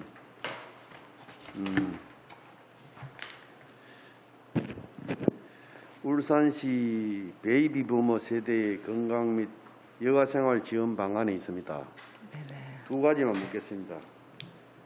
그리고 또 5페이지에 보면은 울산 청년은 왜 울산을 떠나는가, 이 두 가지를 안 물어볼 수가 없습니다. 사실 그 울산의 인구 참밀의 유출은 뭐 타 지자체보다도 더 심각하다는 건 다 알고 있지요. 네, 그렇습니다. 예, 그래서 우리 베이비 부모 세대의 그 지원 방안에 대해서 좋은 방안이 있으면 말씀해 주시고, 네네. 또한 그 울산 청년 여성은 왜 울산을 떠나는가, 여기에 대한 좋은 또 대안이 있으면은 네네. 이 자리에서 한 말씀 해주시기 바랍니다. 네, 저기 어제 신문에 기사에 우리 이영애 한복위원장님께서 베이비 부모 세대 은퇴자들의 탈울산과 다음 세대 먹거리 확보 등 울산의 핵심 현안인 인구 감소 문제를 해결하기 위해서 다각도로 연구하고 대안을 제시하겠다라는 기사를 굉장히 인상 깊게 봤습니다. 앞에 말씀하신 것처럼 위원님께서 특광역시 중에서 부산 15.9% 이어서 대구 함께 저희 울산이 두 번째로 베이비 부모 인구가 굉장히 많습니다. 그럼에도 은퇴 이후에 경제적인 여건이라든지 건강, 여가, 문화, 환경 등의 이유로 그래서 이제 이런 부분들을 굉장히 중요하게 생각을 하고 있고요. 그래서 처음에 저희는 이제 건강과 여가 부분에 조금 더 포커스를 맞췄는데 이런 건강과 여가와 더불어서 노후에 그들이 다시 재취업을 할 수 있는 일자리 부분까지도 저희들 조금 더 포괄적으로 연구를 지금 더 확대해서 지금 하고 있습니다. 그리고 이제 적극적인 여가 활동의 향유라든지 또는 안정적으로 정주함으로써 울산의 새로운 성장 동력이 될 수 있도록 베이비 부모 세대의 이런 인적, 물적, 인프라 이런 부분들에 대한 정주 환경을 개선하기 위해서 다양한 지원 정책을 제안하는 방안을 저희가 모색하도록 하겠습니다. 네, 그리고 두 번째로 말씀하신 청년 여성입니다. 이 부분이 청년 여성과 베이비 부모가 모두 다 인구 감소 이 부분인데요. 베이비 부모 세대도 마찬가지지만 청년 여성 같은 경우는 왜 여성을 또 이렇게 울산을 떠난지에 대해서 연구 과제를 했는지에 되게 의문을 많이 가지셔요. 그런데 저희가 전체적으로 청년 순 유출은 증가는 많이 했습니다. 그럼에도 불구하고 청년 여성 같은 경우는 더 많이 2010년도에는 0.95%에 불과했는데 현재는 2021년은 41.2%로 굉장히 빠르게 청년 여성 이 부분들이 이제 외부로 유출이 되고 있습니다. 그래서 그들이 왜 이렇게 유출하는가에 대해서 저희가 살펴보니 첫째 이제 교육적인 부분, 학교가 없어서 그래서 대학을 생각을 해서 이제 외지에 나갔다가 거기서 결혼과 출산과 그래서 정주를 하게 되어서 그리고 두 번째는 그렇지 않더라도 이제 울산에 있는 대학을 다니더라도 저희가 이제 3대 산업이 굉장히 활발한 울산 같은 경우는 여성들이 청년 여성이 이제 일자리가 굉장히 부족하고 그리고 그 일자리도 오랫동안 지속 가능하다든지 그리고 또 안정적인 정주 여건을 마련할 수 있는 일자리가 없기 때문에 그래서 결론적으로는 청년 여성들이 교육, 문화 그리고 이제 교통 등등의 그리고 일자리를 잘 마련을 해서 그들이 유출되지 않고 울산에서 정주 여건을 저희가 만들어내는 그런 부분들에 대해서 조금 더 많이 고민하고 방안을 마련하도록 하겠습니다. 예, 다시 한번 말씀드리는데요. 그 울산의 또 고령화 인구가 정말 많이 늘어나는 추세에 있기 때문에 또 여기에 또 우리가 대비해야 되고, 또한 여성들, 청년들이 울산을 순유출을 또 방지하는 차원에서 좋은 정책들을 많이 발굴해서 시정에 반영될 수 있도록 노력해 주시기 바랍니다. 그렇게 이상, 하겠습니다. 예, 보고 잘 들었습니다. 네, 감사합니다. 안철수 의원님 수고하셨습니다. 정치락 의원님 질의해 주십시오. 반갑습니다. 위원장님 얼마나 협박을 해놨는지 너무 빨리 질의가 끝날 것 같은데. 그 보고서 12페이지 보니까 그 실로 읽는 성평등 울산 뜨개질하는 남자들 행사해가지고 네네. 보고서가 나와 있던데, 여기 참석자가 울산 시민이 300명 정도 됐던데 남성 비율이 어느 정도 됐습니까? 네, 3분의 1 정도였고요. 그리고 3분의 2요? 3분의 1 정도였고요. 그리고 가족이 굉장히 인상적이었던 것은 가족 모두가 좀 참여하는 그런 이제 대회였던 것 같습니다. 연령대는 어떻게? 다양했습니다. 다양했습니까? 저희가 1등을 한 학생이 나이가 중학생이었습니다. 네. 여기는 여성을 강조 안 해도 될 것 같네요. 그럼요. 그 담당 사무를 보니까 정책연구팀에 그 청소년 다문화 가족 관련 울산 맞춤형 정책 연구해가지고 있던데, 혹시 세터민에 대해서 따로 연구하는 건 없습니까? 네네. 저희가 다음에는 조금 내년 과제에서 거기 지금 저희가 이번 주에 과제 선정위원회가 있습니다. 거기에 세터민에 관련된 과제 목록 그리고 그 안에 외국인 그 부분까지 되어 있어서 내년에는 아마 저희가 그 부분을 과제로 수행을 할 수 있을 것 같습니다. 다문화 가정도 아마 동남아 쪽에 여성분들이 들어오셔가지고 출산했 그때 낳았던 애들이 아마 청소년기에 거의 접어들었을 겁니다. 네네. 그래서 물론 아직까지 크게 부각되거나 문제가 됐던 기억은 별로 없습니다만은, 그 자녀들이 만약에 무슨 일이 없어야 되잖아요. 네네. 있다면 사회적 비용이 굉장히 큰 거거든요. 그러니까 외적으로도 문제가 되는 거고, 그래서 그 부분에 대해서도 조금 연구를 해가지고 대책을 조금 세워주시는 게 좋지 않겠나라는 생각이 들거든요. 네네. 그럼 원장님 생각은 어떠세요? 네, 세터민 자녀들이 저희 울산에서 우리나라에서 잘 정착해서 건강한 환경 속에서 잘 자랄 수 있는, 그래서 그들이 사회적 문제를 야기했을 경우 그 비용은 너무나도 많이 들기 때문에 그 전에 충분히 같이 할 수 있는 그런 다양한 방안에 대해서 모색을 하도록 하겠습니다. 그러니까 과제 선정을 한다 그러니까 좀 더 다양한 방법에 선정을 하셔가지고 선제적인 대응을 조금 부탁을 드리겠습니다. 네, 좀 덧붙여서 저희가 이제 울산교육청 교육복지 실태 조사를 지금 현재 진행을 하고 있습니다. 거기에 이제 다문화 가족 자녀 관련해서 학습에 관련된 이런 변화라든지 이 부분도 지금 저희가 들여다보고 있습니다. 그러니까 교육청에서 하는 거는 이제 학습에 국한된 부분이니까 이제 네네. 교원에서는 좀 다른 부분이 있을 수 있으니까 조금 네네. 참고를 해주시면 고맙겠습니다. 그렇게 하겠습니다. 더 하고 싶은데 뭐라 그럴 것 같다고 생각하고 있습니다. 고맙습니다. 네, 정치락 의원님 수고하셨습니다. 원장님 1년에 그럼 지금 현재 여성가족개발원에서 지금 수행하고 있는 정책 연구가 몇 개 정도 됩니까?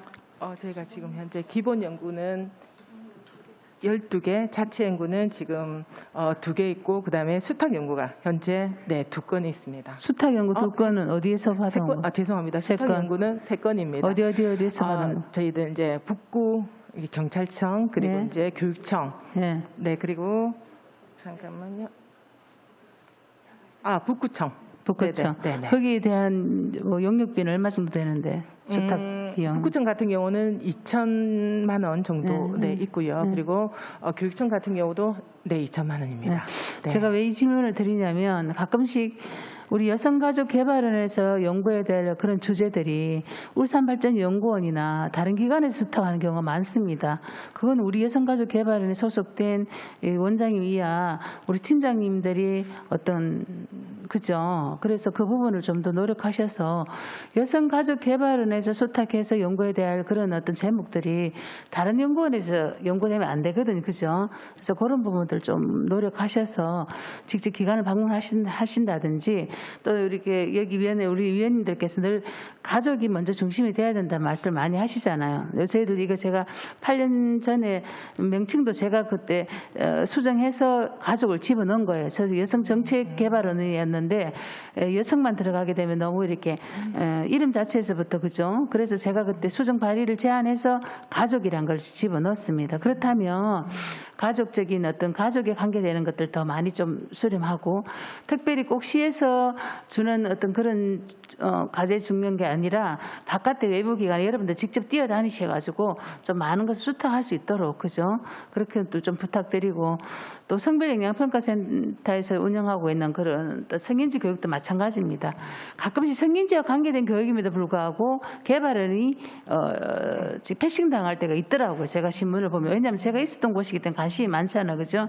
그런 것들은 결국은 원장님이야. 그죠? 그거는 그만큼 노력을 하지 않았다는 결과가 나오기 때문에 혹시 성인지 관련 교육도 마찬가지입니다. 선제적으로 여러분들이 그러한 과제를 정하시고 또는 교육이 있다면 그런 것들을 제안하셔서 여러분들 직접 교육이 될 수 있도록 그런 걸 좀 노력을 부탁드리겠습니다. 어쨌든 업무 보고 준비한다고 수고하셨습니다. 감사합니다. 네. 더 이상 질의하실 위원이 없으므로 질의 답변을 종결하겠습니다. 우리 가족개발원장님 이번 업무보고에서 도출된 사항에 대해서 적극적으로 원내 참조해서 반영해 주시기 바랍니다. 오찬 후 2시에 회의를 속개하겠습니다. 정회를 선포하겠습니다.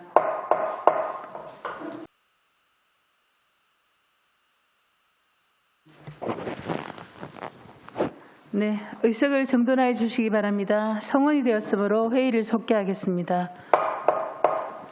계속해서 의사일정 제3항, 의안번호 제3호, 울산광역시 기후위기 대응을 위한 탄소 중립, 녹색 성장 기본 조례안을 상정합니다.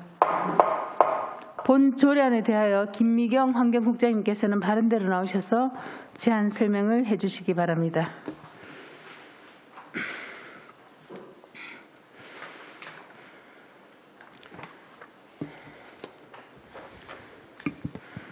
환경국장 김미경입니다.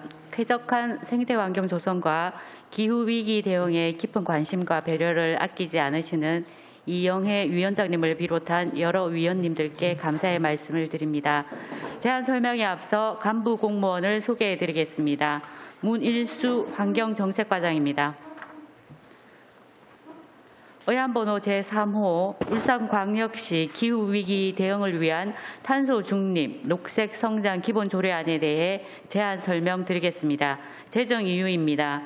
2022년 3월 25일자로 시행된 기후위기 대응을 위한 탄소 중립, 녹색 성장 기본법 및 시행령의 위임 사항과 탄소 중립 사회로의 이행에 필요한 규정을 마련하려는 것입니다. 주요 내용입니다. 안 제2조 시장의 책무로 온실가스 배출 최소화와 기후위기 적응을 위한 지원을 규정하였으며 안 제4조 온실가스 감축 목표 설정 및 안 제5조 탄소 중립 녹색 성장 기본 계획을 수립 추진토록 하였습니다. 안 제7조에서 제13조까지는 2050 탄소 중립 녹색 성장 위원회의 구성과 운영을 규정하며 탄소 중립 사회로의 이행 지원을 위해 정의로운 전환 지원센터와 탄소 중립 지원센터를 안 제14조와 제15조에 규정하였고 탄소 중립 확산을 위한 협력 체계는 안 제16조부터 제19조까지 규정하였습니다. 아울러 저탄소 녹색 성장 기본법이 폐지됨에 따라 이 법에 근거하여 시행 중인 울산광역시 기후위기 대응 조례와 울산광역시 저탄소 녹색 성장 기본 조례는 부칙으로 폐지하고자 합니다. 근거 법규 조례안은 심의 자료를 참고해 주시기 바랍니다. 참고 사항으로 부패 역량 평가, 성별 역량 부정 평가 심사 결과는 이견이 없었으며 시민 의견을 듣고자 입법 예고하였으나 접수된 의견은 없었습니다. 이상으로 울산광역시 기후위기 대응을 위한 탄소 중립 녹색 성장 기본 조례안에 대한 제안 설명을 마치겠습니다. 감사합니다. 네, 김미경 국장님 수고하셨습니다. 다음은 전문위원께서 전문 검토 보고를 해주시기 바랍니다. 예, 전문위원 김영진입니다. 예안번호 제3호 울산광역시 기후위기 대응을 위한 탄소 중립 녹색 성장 기본 조례안에 대하여 검토 보고 드리겠습니다.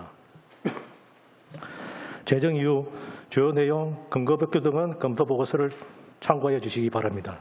검토 의견입니다. 본 제정 조례안은 울산의 기후위기 대응과 탄소 중립 녹색 성장 달성을 위해 필요한 사항을 규정하는 것으로서 제정함이 타당하다고 판단됩니다. 다만 관련 법의 규정을 준용함으로써 조문이 많이 간소화되었으나 울산의 온실가스 감축 및 탄소 중립 실현을 위한 기본 조례인 만큼 탄소 중립 사회로의 이행을 위한 세부적인 방안에 대해 보완이 필요해 보입니다. 이상으로 검토 보고를 마치겠습니다.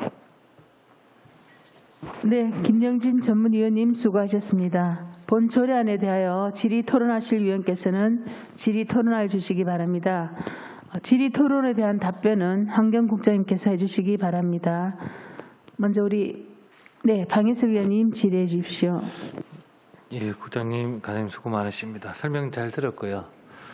지금 조례를 살펴보니까 그 법령안 위반 기준이랑 맞지 않는 표현들이 몇 군데 나옵니다. 그래서 이게 뭐 아마 또 추후에 점검하셨을 거라 생각이 되는데요.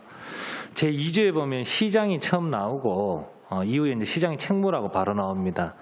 법령안 위반 기준을 보면 정식 명칭을 처음에는 사용하고 그 다음부터는 약칭을 쓰도록 되어 있습니다. 위반 기준에 맞게 쓴다면 제 2조에서는 울산광역시장이라고 쓰고 그 다음부터는 시장이라고 약칭을 하는 것이 맞다고 보여집니다. 또 하나는 제 7조의 조문 제목이 2050 탄소중립 녹색성장위원회 구성 운영이고 제 8조 조문 제목이 위원회 구성으로 위원회 구성이 중복됩니다. 조문의 제목이 중복되는 것도 맞지 않다고 보여지고요. 이 부분 더 적절하게 좀 수정해야 될 것으로 보여집니다.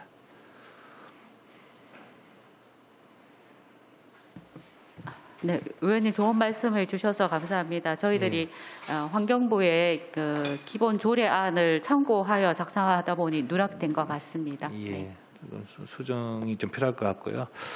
그다음에 뭐 이 조례는 뭐 타시도도 그렇고 이제 꼭 필요한 조례라고 생각되어지고요. 기후 위기 자체가 우리 대한민국뿐만 아니라 전 세계적으로 지금 준비해야 될 어떤 대비해야 될 그런 상황이고, 우리 시가 제출한 탄소 중립 기본 조례안을 보면 온실가스 감축 목표의 설정, 그다음 2050 탄소 중립 녹색 성장위원회, 탄소 중립 지원센터 설립 등이 주요 골자인데 조례안이 타시도에 비해서 조금 너무 간소합니다. 탄소 중립과 기후 위기에 대한 내용을 어떻게 하겠다는 내용이 없습니다. 그래서 이 부분도 좀 필요할 것 같고요.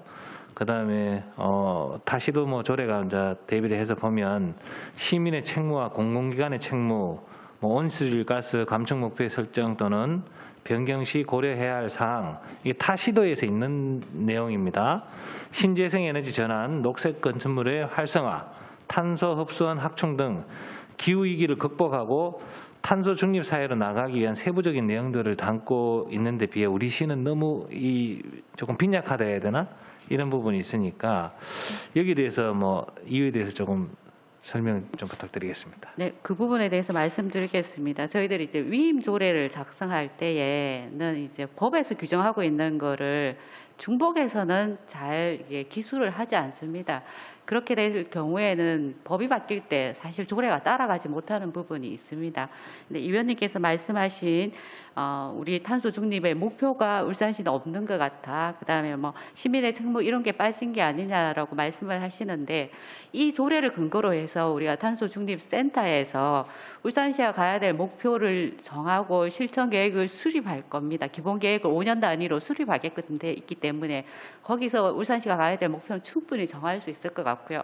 어쨌든 우리나라나 우리 지방자치단체가 따라야 될 최종의 목표는 2050년도에 탄소는 제로입니다. 그 목표는 저희들이 뭐 마이너스까지 가면 좋겠지만 제로 만드는 것도 힘들기 때문에 그 목표가 변함은 없고요. 그 제로를 달성하기 위해서 계획을 수립하고 그 계획 수립하기 위해서 탄소 중립센터도 지정하고 이제 그런 과정이 있는데 지금 목표가 없는 건 아니다는 걸 좀 이해해 주셨으면 좋겠고요. 시민의 책무 이런 부분들은 법에서 국민의 책무도 이제 나열돼 있기 때문에 저희들이 단순히 이제 다른 시도의 조례 항목보다는 적어서 울산이 많이 빠진 거 아니냐라는 우려에 대해서는 그런 우려는 조금 안 해도 될 것 같은 말씀 올립니다. 예, 국장님 뭐 말씀 잘 들었고요. 뭐 준해서 하면 된다 어떤 이런 의미로 또 받아들여지기도 한데 실제 조례가 우리 시민들이 또 지켜야 할 그런 부분이라서 뭐 시민들이 누구나 또 알 수 있도록 또 이렇게 또 인지를 할 수 있도록 그다음에 뭐 탄소 중립 실천 방안이라든지 이런 부분 좀 의지나 어떤 노력을 담아서 이렇게 조금 더 이제 조금 더 강화해야 된다. 조금 더 더 넣어서 그렇게 수정을 좀 해야 될 것 같습니다. 이런 부분도 좀 아쉽다는 생각이 듭니다. 이상입니다. 네, 박인섭 위원님 수고하셨습니다. 손맹희 위원님 질의해 주십시오. 네, 국장님 설명 잘 들었습니다. 지난해 언론을 보니까 울산시는 2021년도를 탄소 중립 원년의 해로 정하고 2050 탄소 중립 도시 울산을 선포하였고요. 또 그에 이어서 2022년부터 31년까지 부문별로 해서 온실가스 감축 목표를 설정하고 분야별 세부 사업 계획을 포함하는 기후변화 대응 계획 수립 용역 이것을 5월에 착수한다고 하던데요. 그 용역 완료 기간이 올해 5월로 되어 있던데 그 용역 결과는 나왔는지 그리고 결과가 나왔다면 온실가스 감축 목표와 또 분야별로 세부 계획, 용역 결과에 대해서 말씀 부탁드리겠습니다.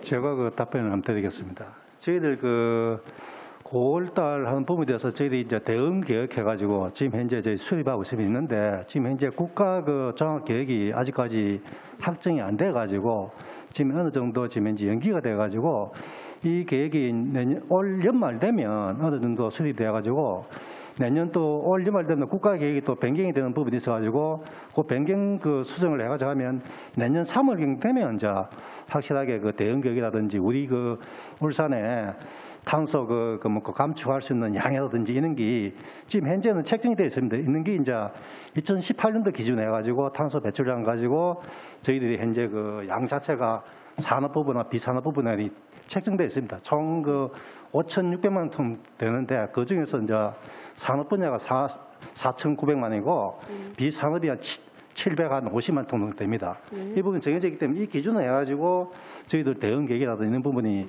현재 수립이 되고 있습니다. 현재. 그러니까 내년 3월 되면 안전하게 확실하게 나온다 보시면 됩니다. 네, 답변 감사합니다. 그리고 인류의 생존과 직결된 탄소 중립 기후 위기는 가장 중요한 하도라고 생각이 됩니다. 그래서 이런 중요한 주제를 담는 조례인데요. 조례안 제8조에 보면 2050 탄소중립 녹색성장위원회를 구성하고 있는데 시의원이 빠져 있습니다. 그래서 다른 시도의 경우를 제가 보니까 서울이나 강주, 세종, 충남 이런 다른 시도를 보면 위원회에 시의원을 포함하고 있었어요. 그래서 시민의 의견을 대신하는 시의원이 그런 시민들의 목소리를 대신해 줄 수 있는 게 맞지 않나 이런 생각을 해봅니다. 국장님 의견 어떠신지 한번 듣고 싶습니다. 네, 각종 조례에 이제 의원님이 이제 위원으로 들어가는 조례들이 많이 있는데 저도 뭐 작년에 처장으로 근무를 해보니 의원님들께서 들어가는 횟수가 너무 많다 보니까 위원회에 거의 참석을 못 하시더라고요. 거의 참석을 못 하셔서 이제 의견이 반반이 있는 것 같습니다. 뭐 이렇게 있더라도 그러니까 조문에 의원님을 넣어서 하자는 의견도 있고 뭐 없더라도 의원님이 참여를 할 수 있거든요. 참여를 할 수 있는 건데 그거는 뭐 제가 뭐가 정답이라고는 말은 못하겠습니다. 보통 의원님께서 한 회기 때 참석한 위원으로 참석돼 있는 게 7, 8회 정도 되시는 분도 있거든요. 그래서 그거는 뭐 필요하시면 여기에 조문에 넣는 것도 문제는 없습니다. 예.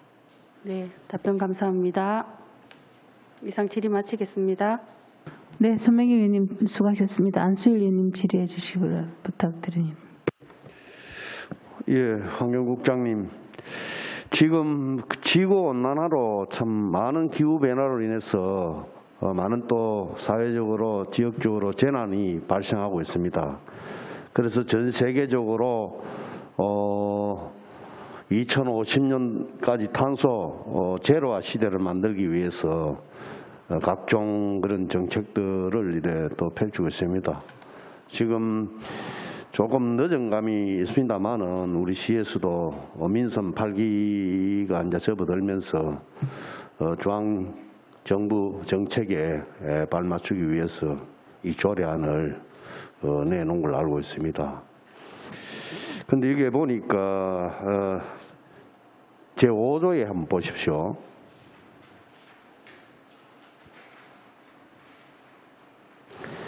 (5조의) 기본 계획을 5조를 보면은 시장은 기본 계획을 공포하고 기본 계획에 따른 추진 사항 및 주요 성과를 매년 점검하여야 한다고 되어 있습니다. 여기서 말하는 기본 계획이란 어떤 기본 계획인지, 탄소 중립에 대한 기본 계획인지, 녹색 성장에 대한 기본 계획인지 설명 좀 부탁드리겠습니다.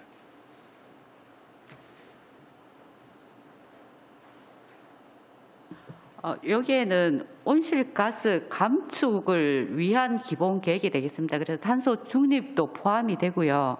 그 탄소 중립을 실천하기 위해서는 녹색 성장을 할 수밖에 없기 때문에 그 모든 것이 다 포함된 기본 계획이라 보시면 되겠습니다. 그렇습니까? 네, 맞습니다.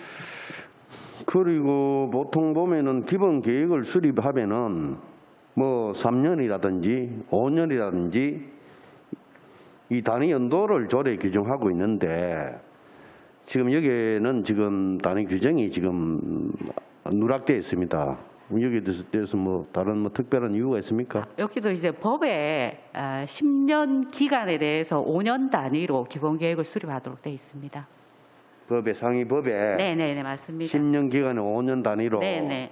나와 있다. 예. 그렇습니까?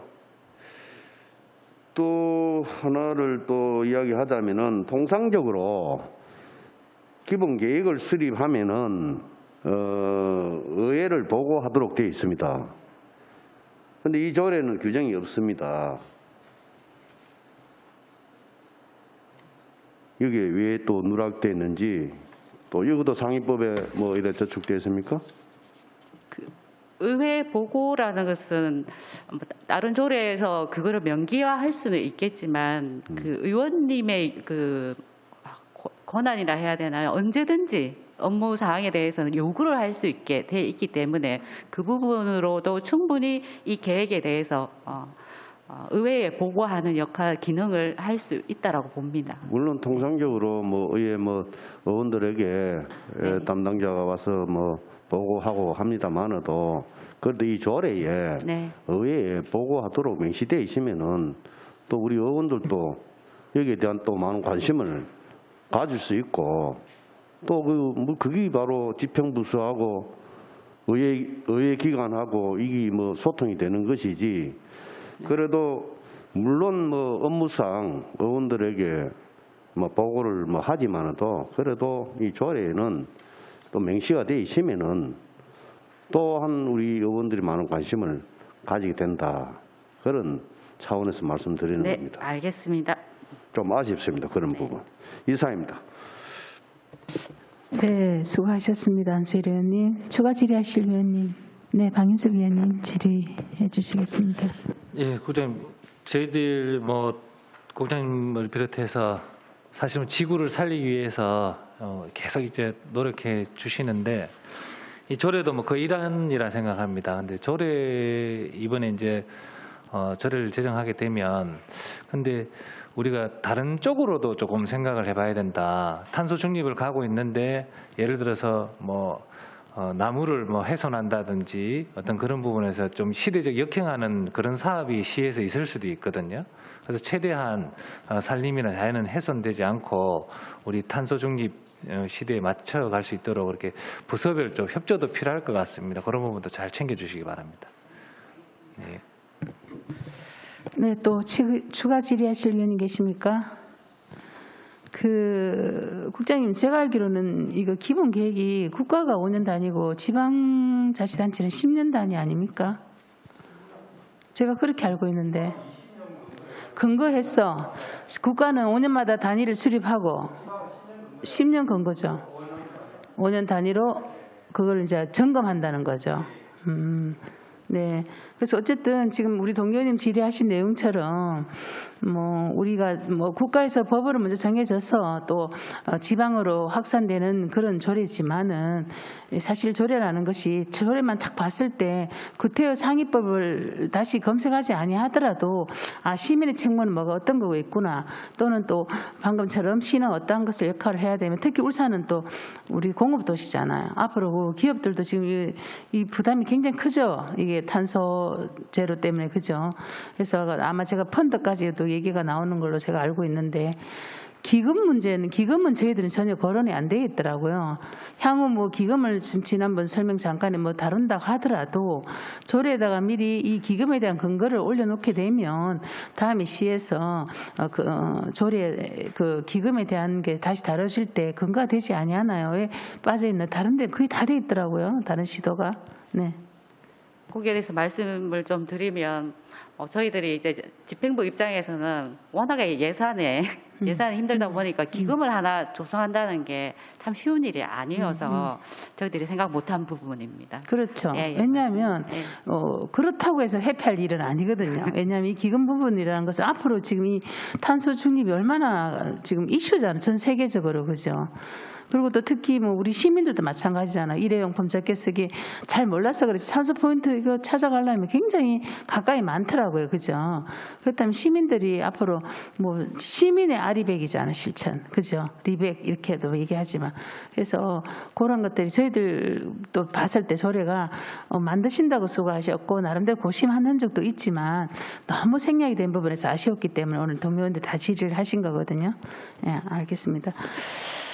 또 다른 질의하실 의원이 없으시므로 질의 답변을 종결.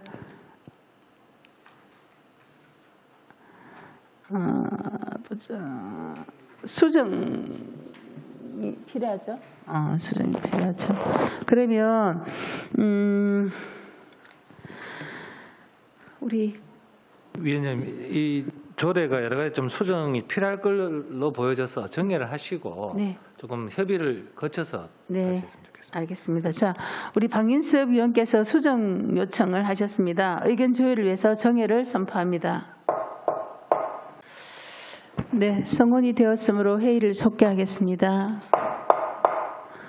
본 조례안에 대하여 수정안을 발의하실 위원님 말씀해 주시기 바랍니다. 네, 방인섭 부위원장님. 예, 의원번호 제3호 울산광역시 기후위기 대응을 위한 탄소중립 녹색성장 기본조례안에 대하여 제2조 시장의 책무 중에 시장이라는 약칭 사용과 관련하여 약칭 설명이 생략되어 있으므로 시장을 울산광역시장 이하 시장이라 한다. 수정할 것을 제안하며 제7조 2050 탄소중립녹색성장위원회의 구성 운영이 언급되었음에도 제8조에 다시 위원회의 구성이라는 문구를 중복 표기하였으므로 제7조에 2050 탄소중립녹색성장위원회의 구성 운영을 2050 탄소중립녹색성장위원회의 설치로 수정할 것을 제안합니다. 또한 제8조 위원회의 구성의 제3항 위원회 시의회에서 추천한 의원도 위촉할 수 있도록 명시할 것을 제안합니다. 그리고 제18조 녹색생활운동 지원 등을 녹색생활 및 기후위기 대응 시책 마련 등으로 조문의 제목을 수정하고 상위법에 규정되어 있으나 탄소 중립을 위한 기본 조례인 만큼 건강하고 쾌적한 지역사회를 조성하기 위하여 제1항을 신설하여 신재생에너지 전환사업, 녹색건축물의 활성화사업, 녹색교통의 활성화사업, 친환경차 보급 확대사업, 탄소흡수원 등 확충사업, 기후위기 대응사업, 물관리사업, 녹색기술, 녹색산업의 지원, 협동조합의 활성화, 탄소중립 지방정부 실천연대 참여, 그 밖에 탄소중립 도시로의 이행과 녹색성장 추진을 위하여 필요한 사항 등에 대해 시책을 마련할 수 있도록 수정할 것을 제안합니다. 덧붙여 제19조에 기후대응기금을 설치할 것을 제안하고 제19조를 제20조로 이동할 것을 제안합니다. 이상입니다. 네, 방혜수 의원님 수고하셨습니다. 본조례안에 대하여 수정하자는 동의가 있는데 이 동의에 제청이 있습니까? 네, 제청합니다. 네, 서명희 의원님 제청으로 방인섭 의원께서 발의한 수정안이 성립되었으므로 의제로 삼아 처리하겠습니다. 위원님들 질의 토론 전에 수정안에 대한 집행기간 의견을 들어보겠습니다. 예, 저희들이 이 탄소 중립을 위한 탄소 중립과 녹색 성장 기본 조례안을 위임받아서 제정하면서 많은 그 고민도 하고 또 본청에 이제 그 법무 담당관실과도 의견 수렴을 많이 했는데 또 의원님들께서 보시는 안목이 또 계시고 제안하신 의견들은 저희들이 충분히 받아들여야 하고 저희 또 탄소 중립을 위해서 실천하는 데는 많은 도움이 될 것 같습니다. 네. 네, 우리 환경국장님 말씀 잘 들었습니다. 의사일정 제3항, 의안번호 제3호 울산광역시 기후위기 대응을 위한 탄소중립 녹색성장 기본조례안에 대하여 수정한 부분을 수정한 내용대로 그 외에는 원안대로 어길고자 합니다. 위원 여러분 이의 없으십니까? 이의가 없으므로 가결되었음을 선포합니다. 위원 여러분 그리고 관계공무원 여러분 수고하셨습니다. 내일 오후 2시 30분부터 울산광역시 사회서비스원 소관 현장 활동이 있겠습니다. 이상으로 오늘 의사일정을 모두 마치겠습니다. 사내를 선포합니다.